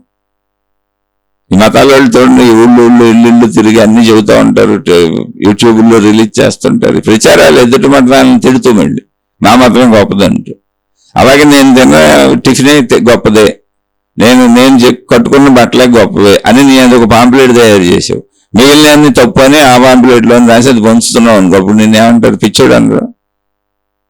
మీరు దేవుణ్ణి ప్రచారం చేసినట్టు మీరు కట్టుకున్న బట్టలు, తిండి, తెప్పలు, మీ పిల్లలు, భార్య అందరినీ ప్రచారం చేయండి. భర్త మాయ కరెక్ట్ అని మీ ఇల్లు ఈడెక్కడ పిచ్చదవరా అంటారు, నేను మైండ్ చెడిపోయింది అంటారు. మనమే అంటాం ఎవరన్నా వచ్చి చెబితే. అసలు ఆలోచనే వికృతంగా లేదు. అది అలా ఎందుకు చెబుతామండి అనం మనం. చిన్నపిల్లోడు గారు అంటాడు, అలా ఎందుకు చెబుతామండి? ఎవరికి ఇష్టం వచ్చిన వాళ్ళు కట్టుకుంటారు, ఎవరి స్థాయిలో వాళ్ళు కొనుక్కుంటారు, ఎవరి స్థాయిలో వాళ్ళు జీవిస్తారు. అలా ఎందుకు చెబుతాం మాదే కరెక్ట్? ఇది కూడా అంతే, జ్ఞానస్థాయి. అది ఎవరి జ్ఞానస్థాయిలో వాళ్ళు జీవిస్తారు. భౌతిక జీవితం అలాగే ఇది కూడా అంతే, సేమ్. జ్ఞానం అర్థం అవ్వాలి కదా. అందుకని కోటాను కోట్ల విధానాల్లో చెప్పబడింది. అప్పుడు ఒక విధానం ఇంకో విధానాన్ని వ్యతిరేకిస్తున్నట్టు, ఒక గాథ, ఒక పురాణ గాథ ఇంకో పురాణ గాథను వ్యతిరేకిస్తున్నట్టు ఇలా రకరకాలుగా కనపడుతుంది. ఇది ఇక్కడ దాన్ని మీరు అంధవిశ్వాసంతో ఫాలో అవ్వద్దు. ఇప్పుడు మూర్ఖులే మా మతమే గొప్పదనే వాళ్ళు ఎవరు తెలుసు? అంధవిశ్వాసం. నా గ్రంథంలో ఏం రాసి ఉంటే అంతే, లాజిక్తో పని లేదు, మ్యాజిక్తో, అన్ని మ్యాజిక్లే. కాబట్టి అది కరెక్టే, నేను వెళ్ళిపోతా, నాదంతా కరెక్టే అని ఎదుటోడి మీద దాడులు చేసేస్తా. అలా వద్దు. అసలు నువ్వు ఎదుటోడితో నీకు పనే లేదు, అందులోంచి నీకేం కావాలో తీసుకుంది. రైతు బజార్కి వెళ్తే ఎలా నీకు కావాల్సినవి కొనుక్కుంటావో, హోటల్కి వెళ్తే ఎలా నీకు కావాల్సింది తింటావో, బట్టల కొట్టుకు వెళ్తే నీకు కావాల్సిన ఎలా కొనుక్కుంటావో, అక్కడ బోల్డ్ ఉంటాయి. మిగిలినడితే నీకేం పని? చెప్పుల షాపులో బోల్డ్ చెప్పులు ఉంటాయి, నీకు కావాల్సిన చెప్పులు కొనుక్కుంటావు. అలా ప్రపంచంలో ఎలా నీకు కావలసినవి గ్రహించి జీవిస్తున్నావో, మతములో కూడా జీవితంలో నీకు కావలసిందని ఆ మతం నుంచి, ఆ దేవుడి నుంచి, ఆ గురువు నుంచి, ఆ గ్రంథం నుంచి కావలసినవి పుచ్చుకో, తప్పులేదు. మిగిలిన అనేకం ఉంటాయి, వాటి గురించి నీకు అనవసరం. అసలు అవి తప్పు అనుకో, రైట్ అనుకో, ఎందుకంటే నీకు ఉపయోగం లేదు. అవి వాటిని నువ్వు సమర్థించుకో, వాటిని నువ్వు వ్యతిరేకించుకో. అలా సమర్థించి వ్యతిరేకించే సమూహాల్లోకి నువ్వు వెళ్ళావంటే నువ్వు మూర్ఖుడివి, మందజ్ఞానివి. మూర్ఖ జ్ఞానివి, మందజ్ఞానివి. ఎందుకంటే నువ్వు సమర్థించేది ఒక దేవుణ్ణి, ఒక మతాన్ని. మళ్ళీ నువ్వు ఇదే కరెక్ట్, మిగిలినవి కాదని చెబుతావు. అందుకని మూర్ఖ జ్ఞాని, మందజ్ఞాని నువ్వు. ఇప్పుడు మళ్ళీ నా మతంలోకి, నా దేవుళ్ళలోకి వచ్చిన వాళ్ళు ఇంకో మతాల్లోకి వెళ్ళకూడదు, ఇంకో దేవుళ్ళలోకి వెళ్ళకూడదు అని అవి కూడా తయారు చేశారు. అంటే జైళ్లలో పెట్టి బంధించినట్టు సమూహాలను. వీళ్ళు రాక్షస జ్ఞానులు. అంటే నా వైపు వచ్చిన వాళ్ళు మళ్ళీ దాటి వెళ్ళిపోతారేమో, నన్ను వదిలిపెట్టి వెళ్ళిపోతారేమో, వెళ్ళకూడదు. రాక్షస సమూహం అది. అసలు నీతో ఎందుకు ఉండాలి? ఎవరైనా దేవుడి దగ్గరికి వచ్చేవాళ్ళు, మతం దగ్గరికి వచ్చేవాళ్ళు, ఏదైనా మంచి నేర్చుకుందామని కదా గురువు దగ్గరికి వచ్చేవాళ్ళు. జ్ఞానం తెలుసుకొని, వాళ్ళు జ్ఞానం పెంచుకొని మంచిగా జీవిస్తూ, హాయిగా జీవిస్తూ, శాంతిగా జీవిస్తూ, జీవితాన్ని అలా చక్కగా ముక్తిగా, మోక్షంగా, హాయిగా సాగిపోదామని. అంతే తప్ప నీకు ఒక బానిసగా అవుదామని ఎందుకు వస్తారు వీళ్ళు? ఏదో భక్తుల పేరుతో బానిసలను చేసుకొని, శిష్యుల పేరుతో బానిసలను చేసుకొని, నీ పంజరంలో బంధించేసుకొని అలా ఆడిద్దాం అనుకుంటే ఎందుకు వస్తారు వీళ్ళు? అది రాక్షస గణం. వీళ్ళు రాక్షస జ్ఞానులు, మూర్ఖ జ్ఞానులు, మంద జ్ఞానులు, రాక్షస జ్ఞానులు, ఇలా రకరకాలుగా ఉంటారు. అసలు నువ్వు ఏ జ్ఞాని అవ్వక, అందులోంచి జ్ఞానం తీసుకుని నువ్వు జ్ఞానం అవ్వాలని ట్రై చేయకు. జ్ఞానాన్ని వాడుకో నీ జీవితానికి. వస్తువులు ఎలా వాడుకుంటున్నామో కిరాణా షాపులో, లేకపోతే ప్రపంచంలో అనేక వస్తువులు తయారు చేయబడిన మందుల రూపంలో, మామూలు వస్తువుల రూపంలో, జీవితానికి అవసరమైన వస్తువులన్నింటినీ ప్రపంచవ్యాప్తంగా ఎలా వాడుకుంటున్నాం, వస్తు వాహనాదులన్నింటినీ. అలాగే మతాలలో, దేవుళ్ళ దగ్గర, గురువుల దగ్గర దొరికిన జ్ఞానాన్ని నీకేం కావాలో తెచ్చుకొని వాడుకో. అంతే జ్ఞానం వాడకం జీవితం. అంతే తప్ప దానికి ఇల్లు నువ్వు అతుక్కుపోవాల్సిన అవసరతే లేదు అసలు. అది ఆ మతం పేరు మీద చెప్పబడుతుంది, ఆ దేవుడి పేరు మీద చెప్పబడుతుంది, ఆ గురువు పేరు మీద చెప్పబడుతుంది. కానీ అక్కడ మొత్తంగా చెప్పబడేది జ్ఞానము. అంటే నేను ఎలా జీవించాలి అని చెప్పాను. వేదాలంటే వేదాలు ఒక్కటంటే ఏ మతం లేదు, కర్మకాండ చెప్పబడింది. కర్మకాండ ఏంటి? నేను ఎలా జీవించాలి, పనులు ఎలా చేయాలి. ఆ పనులు చేయాలన్నప్పుడు నువ్వు ఇలా మంచిగా జీవించాలన్నప్పుడు నీకు దైవీ భావం నువ్వు వదిలి నువ్వు మళ్ళీ వెళ్ళిపోతే ఇబ్బంది అవుద్ది. నేను ఇప్పుడు వేదములలో వేదము కర్మకాండ ఉంది, భక్తికాండ ఉంది, జ్ఞానకాండ ఉంది. కాండము అంటే ఏంటి? ఒక చెట్టుకున్న కొమ్మలు. వేదము అనే చెట్టుకి 3 కొమ్మలు ఉన్నాయి: కర్మకాండ, భక్తికాండ, జ్ఞానకాండ. కర్మకాండ ఏంటి? మొత్తం ఆచార సాంప్రదాయ పద్ధతులు, విధులు పెట్టేశారు. ఎందుకని నీకు తెలియదుగా. అందుకని నువ్వు ముందు ఆ విధి ప్రకారం అలా సాగితే, నువ్వు మంచిగా అలా బతికేస్తే, ముందు దేవుడు మర్చిపోకుండా చేయమన్నవన్నీ చేసేసి దేవుడు ఉన్నాడు, చూస్తున్నాడు అన్న ఎరుకలో నువ్వు అలా బతికేస్తే, అప్పుడు స్లోగా నువ్వు ఎదుగుతున్న కొద్దికి నీకు దేవుడి పట్ల ఆసక్తి కలుగుద్ది, భక్తి కలుగుద్ది. అసలు ఈ దేవుడు ఎవరు, ఈ దేవత ఎవరు, నేను ఇన్ని ఆచార సాంప్రదాయాలు పాటించి పూజిస్తున్నాను కదా. ఒకవేళ నిర్గుణ శక్తి అయితే నిర్గుణ శక్తి, నువ్వు ఏ మతమైన పర్లేదు, విధానం ఇంతే. జ్ఞాన వృక్షానికి, అది వృక్షం, ఆ వృక్షానికి 3 కొమ్మలు ఉన్నాయి: కర్మ, భక్తి, జ్ఞానం. ఈ 3 జీవితానికి అవసరమే. కర్మ శరీరమునకు సంబంధించింది, భక్తి మనసుకు సంబంధించింది, జ్ఞానం బుద్ధికి సంబంధించింది.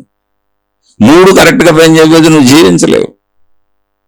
అందుకని అలా జీవించడానికి అనువుగా కోటాను కోట్ల మార్గాలు తయారు చేశారు. అందులో నీకు నచ్చిన ఒక కర్మ మార్గం తీసుకో.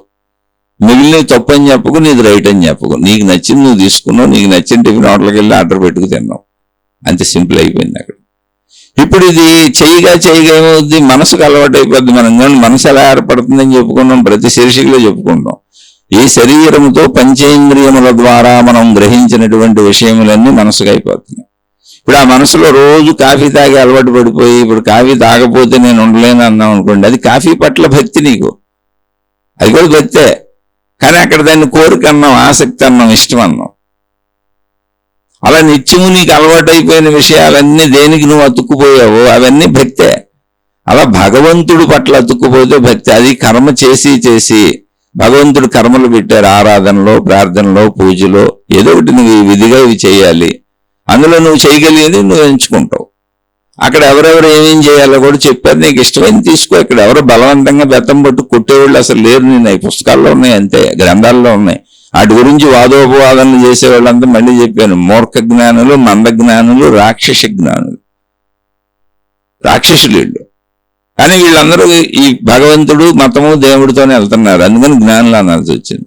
జ్ఞాన మార్గంలోనే వెళ్తూ జ్ఞాన మార్గాన్ని నాశనం చేస్తున్నారు. మా జ్ఞానమే కరెక్ట్, ఇతర జ్ఞానం కరెక్ట్ కాదు, అంతే నాశనం చేసేది. అంటే జ్ఞానంలో ఉంటూ జ్ఞానాన్ని చంపేస్తున్నారు. మనుషుల్లో అజ్ఞానాన్ని పెంచుతున్నారు. నాదే కరెక్ట్, నీ తప్పని వివాదాలు పెంచుతున్నారు. అది కాదు అసలు. జస్ట్ లైక్ హోటలే, నీకు నచ్చింది తిన్నావు, వాళ్ళకి నచ్చింది వాళ్ళు తింటారు అంతే. ఎవరికి నచ్చింది వాళ్ళు తింటారని మెలకుండా మూసుకెళ్ళిపో.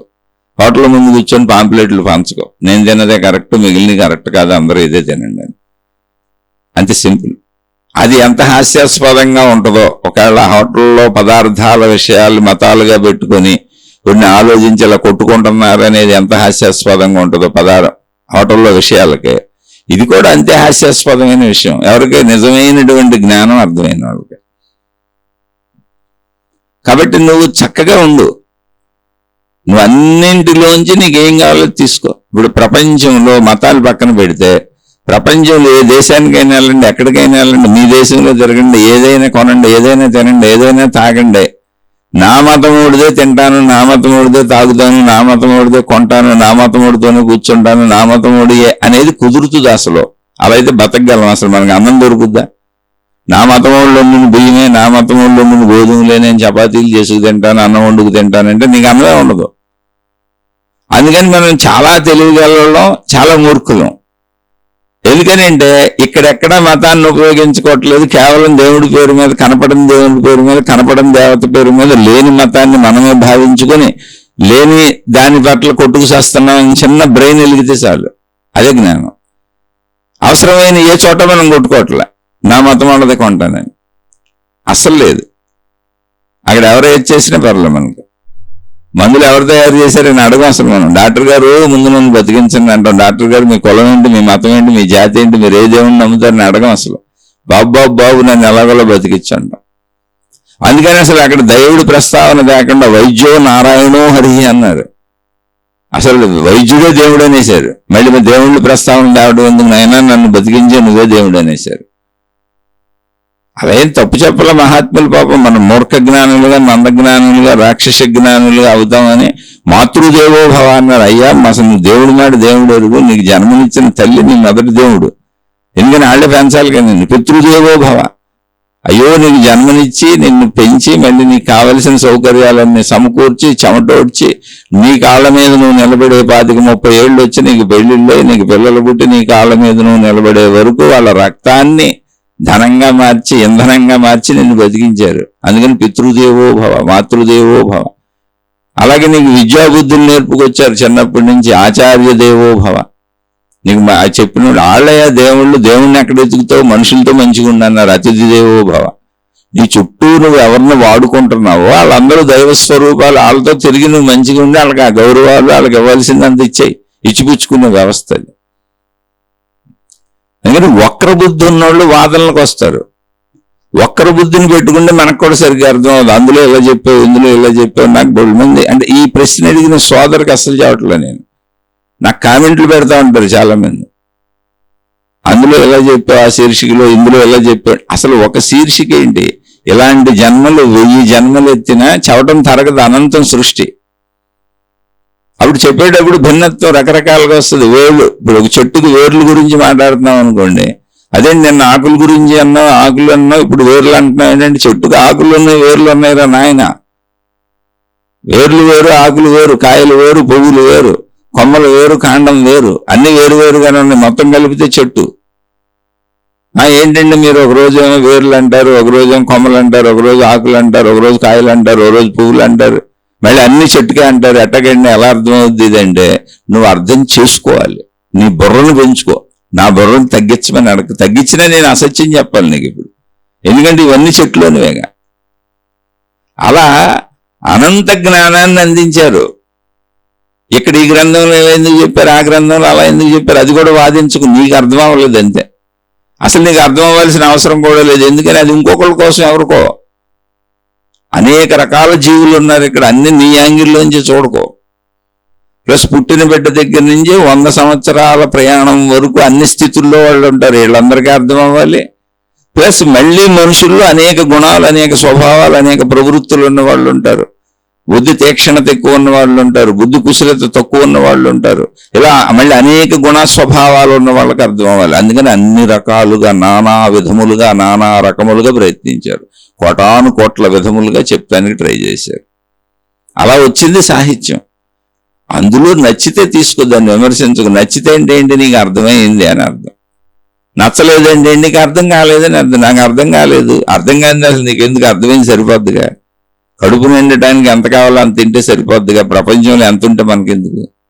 ఇప్పుడు హోటల్కి వెళ్ళాం, మన కడుపు నిండే వరకు తింటే సరిపోద్దిగా. హోటల్లో ఎంత ఉండారు సరే అని వెళ్ళి వాళ్ళు ఎంక్వైరీ చేసి, ఇప్పుడు మీరు బియ్యం ఎంత ఉండారు, రోజుకి ఎంత అన్నం వండుతారు, ఎన్ని బస్తాలు బియ్యం అవుతాయి, కూరగాయలు ఎన్ని కేజీలు వండుతారు, ఎన్ని రకాల కూరలు వండుతారు, ఇవన్నీ మనకెందుకు. ఎంత పాలు పెరుగుగా తోడు పెట్టారు, ఎంత నెయ్యి కొన్నారు, ఎన్ని అప్పడాలు వేయించారు, ఇవన్నీ మనకెందుకండి, పెచ్చోడని రండి. అలాగే ఎంత సాహిత్యం ఉంటే నీకెందుకు, ఎన్ని మతాలు ఉంటే నీకెందుకు, ఎన్ని గొడవలు అయితే నీకెందుకు. నీకేం కావాలో అది ఏరుకొని నీ బతుకు నువ్వు బతికే. నువ్వు దేంట్లోనూ చిక్కుకోకు, పంజరంలో చిలకలాగా ఏ మతంలోనూ చిక్కుకోకు, ఏ గురువులోనూ చిక్కుకోకు. అతుక్కుపోకు. అతుక్కున్నావా ప్రమాదం. అప్పుడు నువ్వేమంటావు తెలుసు, నాదే కరెక్ట్ అంటావు, మిగిలిన తప్పు అంటావు. అది ప్రాబ్లం. దీన్ని ప్రచారం చేస్తానంటావు. ఈ ప్రపంచానికి ప్రమాదం తెచ్చే వాళ్ళందరూ ప్రచారకులు, ఆరాధకులు కాదు, అర్చకులు కాదు, అనుసరించేవాళ్ళు కాదు, ప్రచారకులు. ఇప్పుడు ఆరాధకుడిని నా ఇంట్లో నేను ఆరాధించుకుంటా, తప్పే ఉంది, అందులో నాకు నచ్చింది, నేను అసలు నీతో వాదనే చేయను. పైగా నువ్వు కూడా నా అలా నీకు నచ్చిన ఆరాధన చేసుకున్నావు అనుకుంటా, ఏ మతమైనా నాకు వచ్చిన ప్రాబ్లం లేదు. నువ్వు ఏదేముంది పూజించినా నాకు అసలు సమస్య లేదు. నేను ఎలా నాకు నచ్చింది చేసుకుంటున్నాను, నువ్వు నీకు నచ్చింది, నీకు కుదిరింది చేసుకుంటున్నావు, నీకు అర్థమైంది చేసుకుంటున్నావు, నీకు అందుబాటులో ఉంది చేసుకుంటున్నావు. అయిపోయింది, స్టోరీ క్లోజ్. ఇంకా ఇప్పుడు దీన్ని నేను ప్రచారం చేస్తాను, ప్రపంచం అంతా మనుషులందరినీ ఇందులోకి లాగేస్తాను, వాళ్ళందరినీ ఇందులోకి తెచ్చేస్తాను, ఆ మతాలు మార్చేస్తాను. ఏంటి అసలు పెచ్చ? అది మంచా చెడా పెచ్చ మీరే ఆలోచించుకోండి. కానీ అలా ప్రోత్సహించినప్పుడు, అలా ప్రోత్సహిస్తున్నటువంటి గురువులు మహాత్ములని పిలువబడుతున్నటువంటి వాళ్ళని అనుసరించేస్తున్నారు. ఎందుకంటే అతుక్కుపోతున్నారు. పాపం తెలియదు వీళ్ళకి, సామాన్యులు. సర్వము నాశనం అయిపోయినాక తెలుస్తుంది వీళ్ళకి. ఖచ్చితంగా నాశనం అయిపోతారు. ఎందుకని జ్ఞానాన్ని పొందలేదు, నేను ఊరికనే చచ్చిపోతున్నానని. నువ్వు చచ్చిపోతున్నప్పుడు అని తెలుసు. నువ్వు తెలుసుకుంటావు, ఖచ్చితంగా తెలుసుకొని చచ్చిపోతావు. తాత్కాలికమైనటువంటి నీ కోరికలకి, నీ గుర్తింపులకి, నీ ధనకాంక్షకి, నీ కీర్తికాంక్షకి, జనాల మీద పెత్తనాలు చేయాలన్నట్టుగా అధికార హోదాలకి, లేదా నీ భయానికి, నీ బాధకి, తాత్కాలికమైన వాటికి లోబడి నువ్వు దాన్ని నమ్ముతా ఉండొచ్చు. దీర్ఘకాలంలో నీకు అర్థమవుద్ది, నేను అసలు ఏమీ పొందలేదు, ఏమీ నేర్చుకోలేదు, ఏ జ్ఞానాన్ని పెట్టుకోలేదు, కేవలం నా ఆశలు కోరికలతో, నా భయాలు బాధలతో దీన్ని అంటిపెట్టుకు బతికి ఇందులోనే చచ్చిపోతున్నాను, నేను పొందింది ఏమీ లేదని. అలా అందరికీ తెలుసు. అప్పుడు నీది ఒక జీవితకాలం వృధా అయిపోయింది.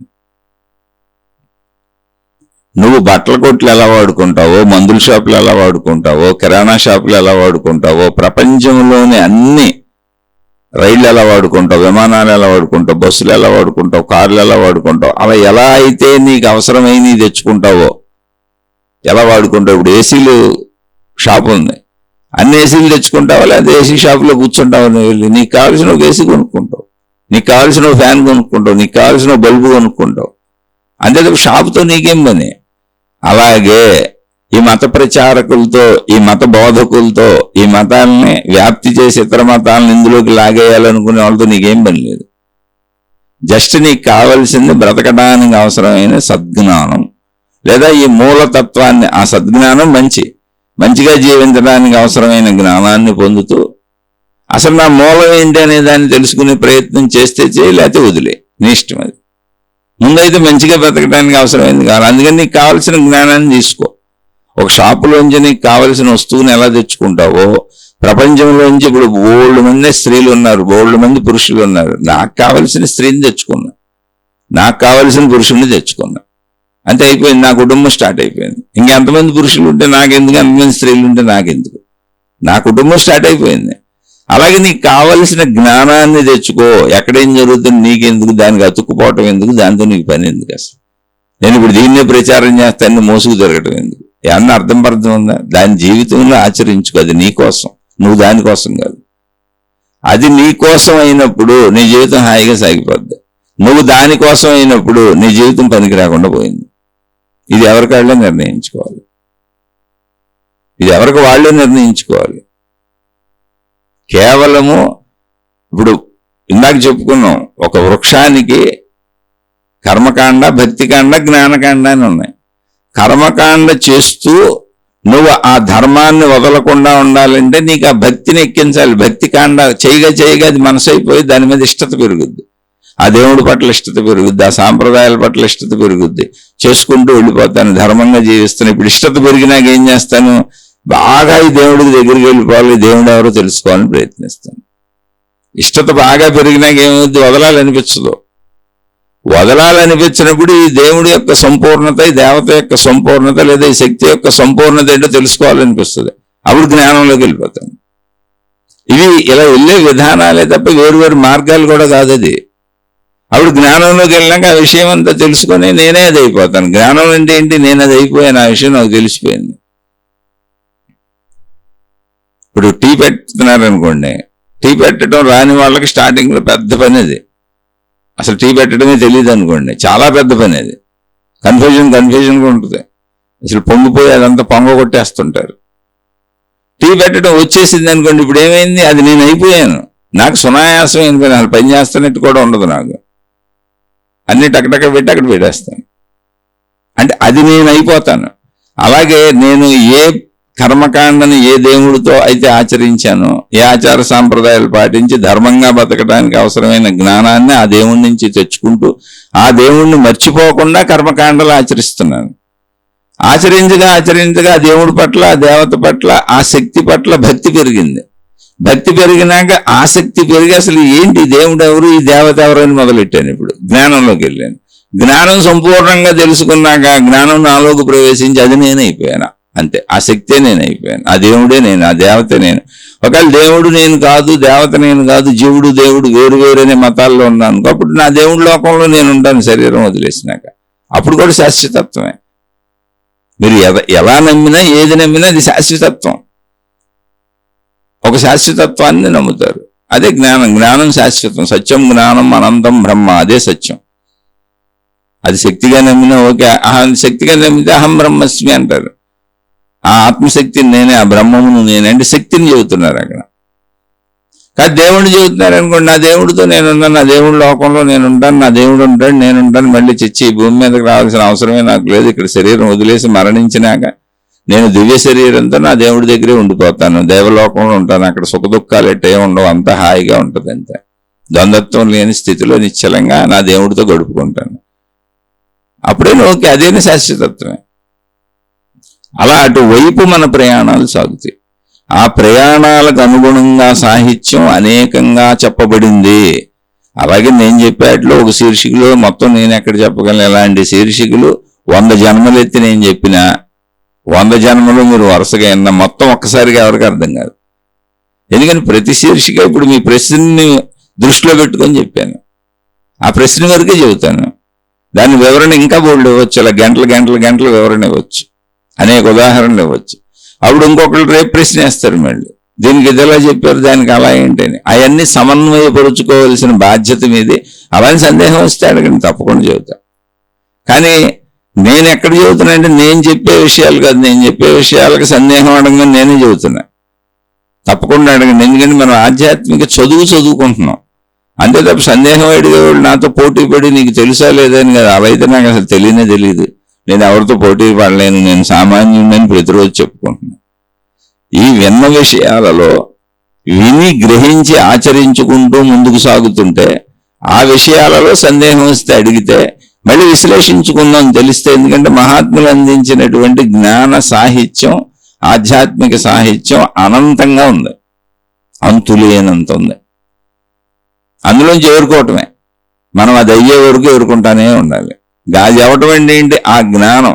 ఇప్పుడు టీ పెట్టడం అనే జ్ఞానం సంపూర్ణంగా వచ్చేసి 100,000 సార్లు టీ పెట్టేసిన వాళ్ళు అది అయిపోయారు. వాళ్ళకి టీ సునాయాసం.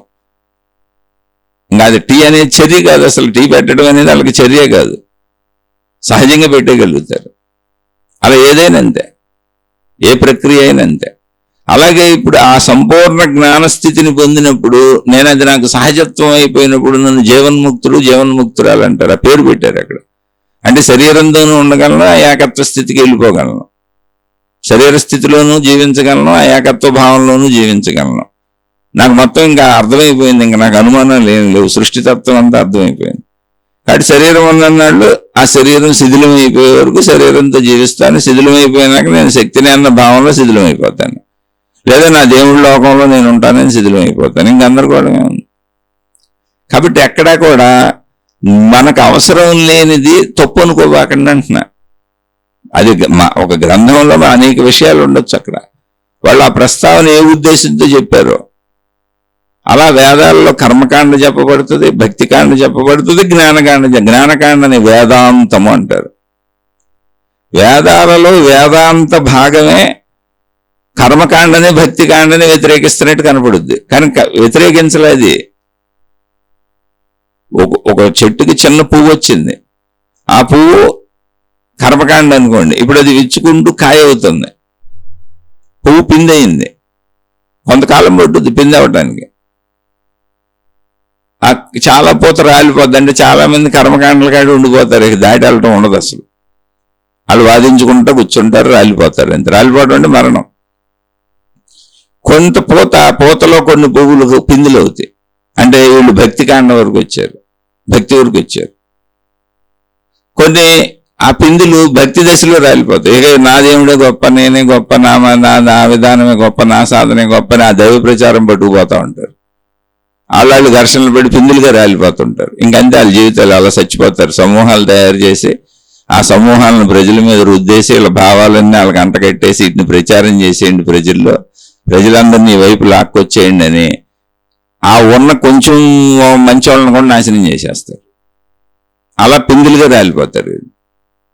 ఈ పిందుల్లోంచి కొన్ని కాయలు అవుతాయి,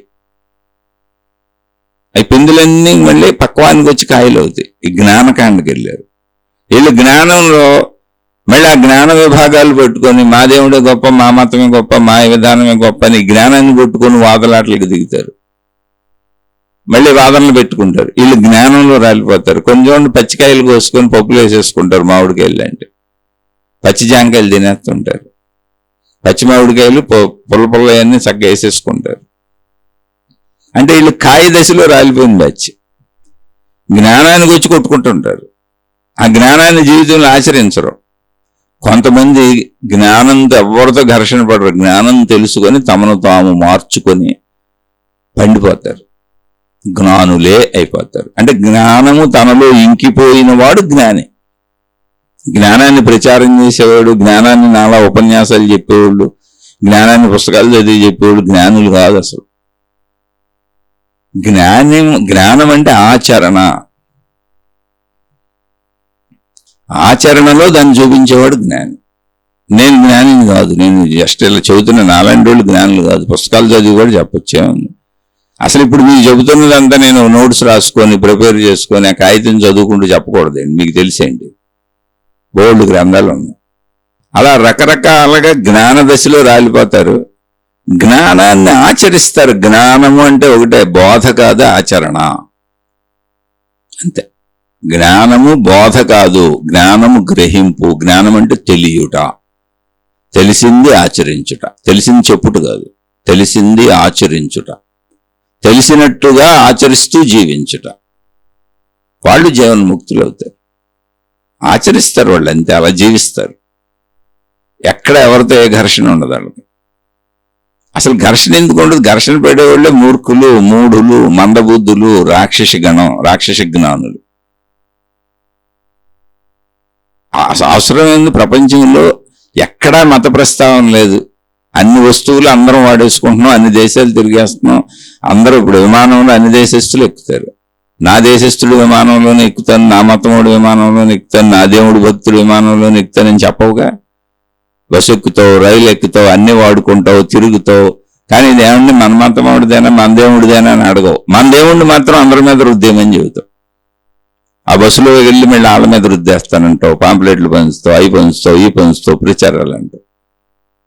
ఆ బస్సు నీ దేవుడు తయారు చేసింది కాదు, నీ దేవుడు భక్తుడు తయారు చేసింది కాదు, కానీ అవి వాడుకుంటావు. మళ్ళీ మీరు ఎంత దారుణమైన మానసిక స్థితి, జ్ఞాన స్థితి, మందబుద్ధులుగా ఉన్నామంటే మనం బ్రతకటానికి అవసరమైన ఏ భౌతిక విషయంలోనూ మత ప్రస్తావన లేదు. మనకు కావలసిన అన్ని వస్తువులు ఎవరి దగ్గరైనా కొనుక్కుంటాం, ఎవరి దగ్గరైనా వాడుకుంటాం. కేవలం మనం కల్పించుకున్న ఒక కల్పనగా, వస్తువుగా లేదు, అది కనపడతలేదు. ఒక మతం కనపడదు, ఒక దేవుడు కనపడదు, ఒక దేవత కనపడదు. ప్రార్థనాలయాలు మనమే కట్టుకుంటాం, మతాల పేర్లు మనమే పెట్టుకుంటాం. ఆచార సాంప్రదాయ విధి విధానాలు పద్ధతులన్నీ కూడా మన కోసమే తయారు చేశారు, కేవలం జ్ఞానం పొంది మంచిగా జీవించడానికి అని చెప్పాను. అవి పట్టుకొని ఏలాడి వాటిని నాశనం చేసి ప్రజలకు అందనివ్వకుండా రకరకాలుగా గొడవలు పడి చేస్తూ ఉంటాం. కానీ నిజంగా ఒరిజినల్ జీవితంలో అయితే ఎక్కడా లేదు. ఆఖరికి మనం చచ్చిపోతే మనం కాల్చడానికి ఉపయోగించే పిడకలో పొలంలో ఏ మతముడు తెచ్చాడో కూడా తెలియదు. అవి మళ్ళీ ఎవడైనా తేవచ్చు, ఎందుకని లేకపోతే కాల్చడానికి దొరకవుగా. మన పూడ్చిపెట్టే నేల అందరికీ ఒకటే. ఒకవేళ కాల్చరు పూడ్చిపెడతారనుకోండి, నేల అందరిది ఒకటే, నేలకు మతం లేదు. అని పూడ్చేటప్పుడు మాత్రం మా మత ప్రకారం, కాల్చేటప్పుడు మా మత ప్రకారం. మళ్ళీ దానికి వాడే పొలలు మా మతముడు తెచ్చాడో లేదా, పిడకలు మా మతముడు తెచ్చాడో లేదా, అంటించి అగ్గిపెట్టి మా మతముడు తయారు చేశాడో లేదా, ఆడితో పని లేదు. ఎందుకని జరగని వాటికి అన్ని చోట్ల కన్వీనియంట్గా బతకటానికేమో మతాన్ని తీసేసాం, కొట్టుకు సాగటానికి అజ్ఞానాన్ని పెంచుకోవడానికి మతాన్ని ఏర్పాటు చేసుకున్నాం. ఒకసారి ఆలోచించండి. కాదు, మతాల నుంచి మంచి తీసుకోండి. మతాలు చెడ్డదని నేను చెప్పట్లా, దేవుని చెడ్డని నేను చెప్పట్లా. మతము, దేవుడు, గురువు, జ్ఞానము, గ్రంథము, అందులోంచి నీకు ఒక షాపు నుంచి వస్తువులు నీకు కావాల్సిన ఎలా కొనుక్కుంటావో అలా వీటన్నింటి నుంచి నువ్వు బ్రతకడానికి అవసరమైన జ్ఞానాన్ని తీసుకో. నువ్వు దేనికి అతుక్కోవాల్సిన అవసరం లేదు. ఆ జ్ఞానంతో నీ బతుకు నువ్వు బతుకు. అంతే తప్పి మిగిలిన మాటలు ఏమి నమ్మినా నువ్వు దేనికి పనికి రాకుండా పోతావు, నీ జీవితం వృధా అయిపోద్ది. సింపుల్ అంతే. ఎందుకంటే నీ మోక్షం నువ్వే పొందాలి. ఇది నేను చెబుతుంది కదా, జ్ఞాన గ్రంథాలే చెప్పినాయి. నువ్వు దేనికో అతుక్కుపోతే మోక్షం వస్తుంది అనుకుంటే నీ భ్రాంతి అది. ఇక ఎవరికి వాళ్ళు విఘ్నతతో ఆలోచించుకోండి. నేను మాత్రం ఏం చెబుతాను, అన్నీ ఉపయోగమే. జ్ఞానపరంగా నాకేం జ్ఞానం కావాలో అని తెచ్చుకుంటాను. ఇన్ని షాపులు ఎందుకండి, ఇన్ని కూరగాయల మార్కెట్లు ఎందుకండి, ఇన్ని బట్టల షాపులు ఎందుకండి, ఇన్ని కరెంట్ షాపులు ఎందుకండి, ఇన్ని హోటల్స్ ఎందుకండి, ఇదంతా నాకెందుగా గొడవ?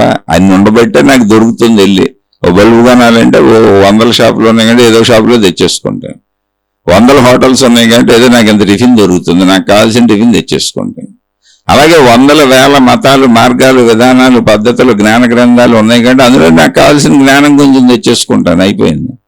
దాన్ని అంటుకోవటం ఎందుకు నాకు, దాన్ని పట్టుకొని అలాడటం ఎందుకు? దాంతో అసలు నాకు పనే ఉంది. నేను బతకటం కదా నా పని, నేను జీవించటం కదా నా పని, నేను మంచిగా బతకటం కదా నా పని, నా సంపూర్ణతను నేను తెలుసుకోవటం కదా నా పని.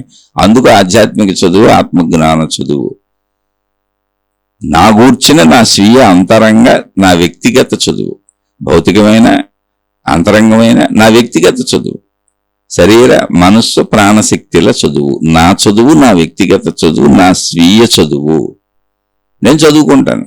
నేను చదువుకోవటానికి అవసరమైన విషయాలు మతం నుంచి దొరికినా, దేవుడి నుంచి దొరికినా, గురువు నుంచి దొరికినా, గ్రంథాల నుంచి దొరికినా, బయట ఏ పేరు మీద దొరికినా తెచ్చుకొని నేను చదువుకొని నన్ను నేను ముందుకు నడుపుకుంటాను. నా సంపూర్ణతను నేను తెలుసుకుంటాను. నేను ఇక్కడికి వచ్చింది నేను జీవించడానికి, నా సంపూర్ణతను తెలుసుకోవడానికి, మత ప్రచారాలకి, దైవ ప్రచారాలకి కానే కాదు. బుర్రలు పాడు చేసుకొని, బుద్ధి పాడు చేసుకొని ప్రజలను పాడు చేయబాకండి. అలా అని అవసరం లేదంటే అన్నీ అవసరమే అన్నా, అన్నీ అవసరమే. ఏకం సత్ విప్రా బహుదా వదంతి. సత్యము ఒకటే. దానిని తెలుసుకున్నటువంటి జ్ఞానులు, పండితులు అనేక రకములుగా దాన్ని చెబుతారు, చెప్పారు. ఎందుకని అంటే అనేక రకాల మనుషులు ఉన్నారు. పుట్టిన కాడి నుంచి 100 సంవత్సరముల వరకు వయసులో అనేక మంది ఉంటారు. వీళ్ళందరికీ అన్ని స్థితుల్లో అర్థమయ్యేలా చెప్పాలి. మళ్ళీ ఇలా బతుకుతున్న వాళ్ళల్లో అనేక రకముల స్వభావములు కలిగిన వాళ్ళు ఉంటారు, గ్రహణ శక్తులు కలిగిన వాళ్ళు ఉంటారు. వాళ్ళందరికీ నానా రకములుగా అర్థమయ్యేది చెప్పాలి. కాబట్టి ఆ ప్రయత్నాలన్నీ జరిగినాయి. అందులో నీకేదో తీసుకుంది. ఇంకా అర్థం కాదు మళ్ళీ ప్రశ్నించండి, తప్పకుండా చెప్పుకునే ప్రయత్నం చేద్దాం. దీని అంతటి సారాంశం ఒకటే, నీకు కావలసినటువంటి జ్ఞాన విషయాలను తీసుకో, నీ జీవితంలో ఆచరించుకో, నీ జీవితాల్లో నిన్ను నువ్వు ఉద్ధరించుకో. ఉద్ధరేదాత్మదాత్మానం. ఎక్కడ ఎవరు తప్పు చెప్పలా. కొందరు ప్రత్యేకంగా కావాలని తప్పుడు దోవల్లో నడిపిస్తున్నారు మనుషుల్ని. మహాత్ములు అందించిన చోట్ల, అన్ని చోట్ల సత్యత ఉంది, కానీ అక్కడక్కడ మళ్ళీ అదే మీకు విరోధంగా కనపడొచ్చు. కర్మకాండలో విషయం జ్ఞానకాండలో విరోధంగా కనపడుతుంది, జ్ఞానకాండలో చెప్పిన విషయం కర్మకాండలో విరోధంగా కనపడుతుంది, కర్మకాండలో విషయం భక్తికాండలో విరోధంగా కనపడుతుంది, భక్తికాండలో విషయం జ్ఞానకాండలో విరోధంగా కనపడుతుంది. ఎందుకంటే నువ్వు ఆ స్థితిని చేరలేదు కనుక. కానీ మొత్తంగా నువ్వు జ్ఞానకాండకి వెళ్ళి అర్థం చేసుకుంటే అన్నింటినీ నిన్ను నడిపించడానికి చేసిన ఏర్పాట్లు అంతే. నువ్వు నీ నడకలో నువ్వు ఆ ఉన్నతత్వాన్ని పొందటానికి, నీ సంపూర్ణతను నువ్వు తెలుసుకోవడానికి, నువ్వు మంచిగా ధర్మంగా హాయిగా జీవించడానికి, చక్కగా సాధనలు చేసుకుంటూ ముందుకెళ్ళిపోవటానికి ఎప్పుడు ఏ స్థితిలో ఏది అవసరమో అది చెప్పబడింది. దీన్ని దాంతో పోల్చుకో, దాన్ని దీంతో పోల్చుకో, ఇప్పుడు నీకు ఏది అవసరమో అది తీసుకొని వెళ్ళిపోయింది. ఆలోచించి చూడండి, అర్థమైతే జీవితంలో ఆచరించుకోండి. అర్థమై ఆచరించుకునేవాళ్ళు తప్పకుండా ప్రశ్నల రూపంలో మళ్ళీ సందేహాలు అడగండి, విశ్లేషించుకుందాం. ఇక అర్థం కాని వాళ్ళు, నచ్చని వాళ్ళు, అకారణ ద్వేషాలు పెంచుకునేవాళ్ళు, అయ్యా మీ పాదాలకు నమస్కారం, అమ్మ మీ పాదాలకు నమస్కారం. ఇప్పుడు చెప్పింది ఇదే అనంతమైనటువంటి సాహిత్యం, అనంతమైనటువంటి జ్ఞానం. దీన్ని ఎప్పుడు కొంతగానే బొట్టుగా చెప్పుకోగలం తప్ప మొత్తం సాగరాన్ని చూడటం ఎవరి వల్ల కాదు. మొత్తం జ్ఞాన సాగరాన్ని ఎవరూ దర్శించలేరు. అందులో కలిసిపోవటమే. సముద్రంలో నీటి బొట్టు కలిసిపోయినట్టు ఒక జీవి ఆ జీవములో, ఆ అనంత జీవ చైతన్య సాగరంలో కలిసిపోతాడు, ఆ దైవశక్తిలో కలిసిపోతాడు. ఏదైతే అది ఆ పేరైతే ఆ పేరు, అంతే జరిగేది ఇక్కడ. అంతే తప్ప దాని వివరాలు మాత్రం ఇక్కడ కూర్చొని ఎవరు చెప్పలేరు. ఆలోచించి చూడండి. నచ్చని వాళ్ళు హాయిగా మీ మార్గాల్లో మీరు వెళ్ళిపోండి. నచ్చి ఇందులో విషయాలు వింటూ అర్థమవుతూ కొంచెం గుణమార్పుకు ప్రయత్నించుకుంటున్న వాళ్ళు, అంటే చెడును వదిలిపెట్టి మంచిలో జీవిద్దామని ప్రయత్నించుకునేవాళ్ళు సందేహాలు వస్తే అడగండి, విశ్లేషించుకోండి. శుభమస్తు. మీకు మీ కుటుంబ సభ్యులకు మేలు చేకూరుగాక. మరొక కొత్త శీర్షికతో కలుసుకుందాం.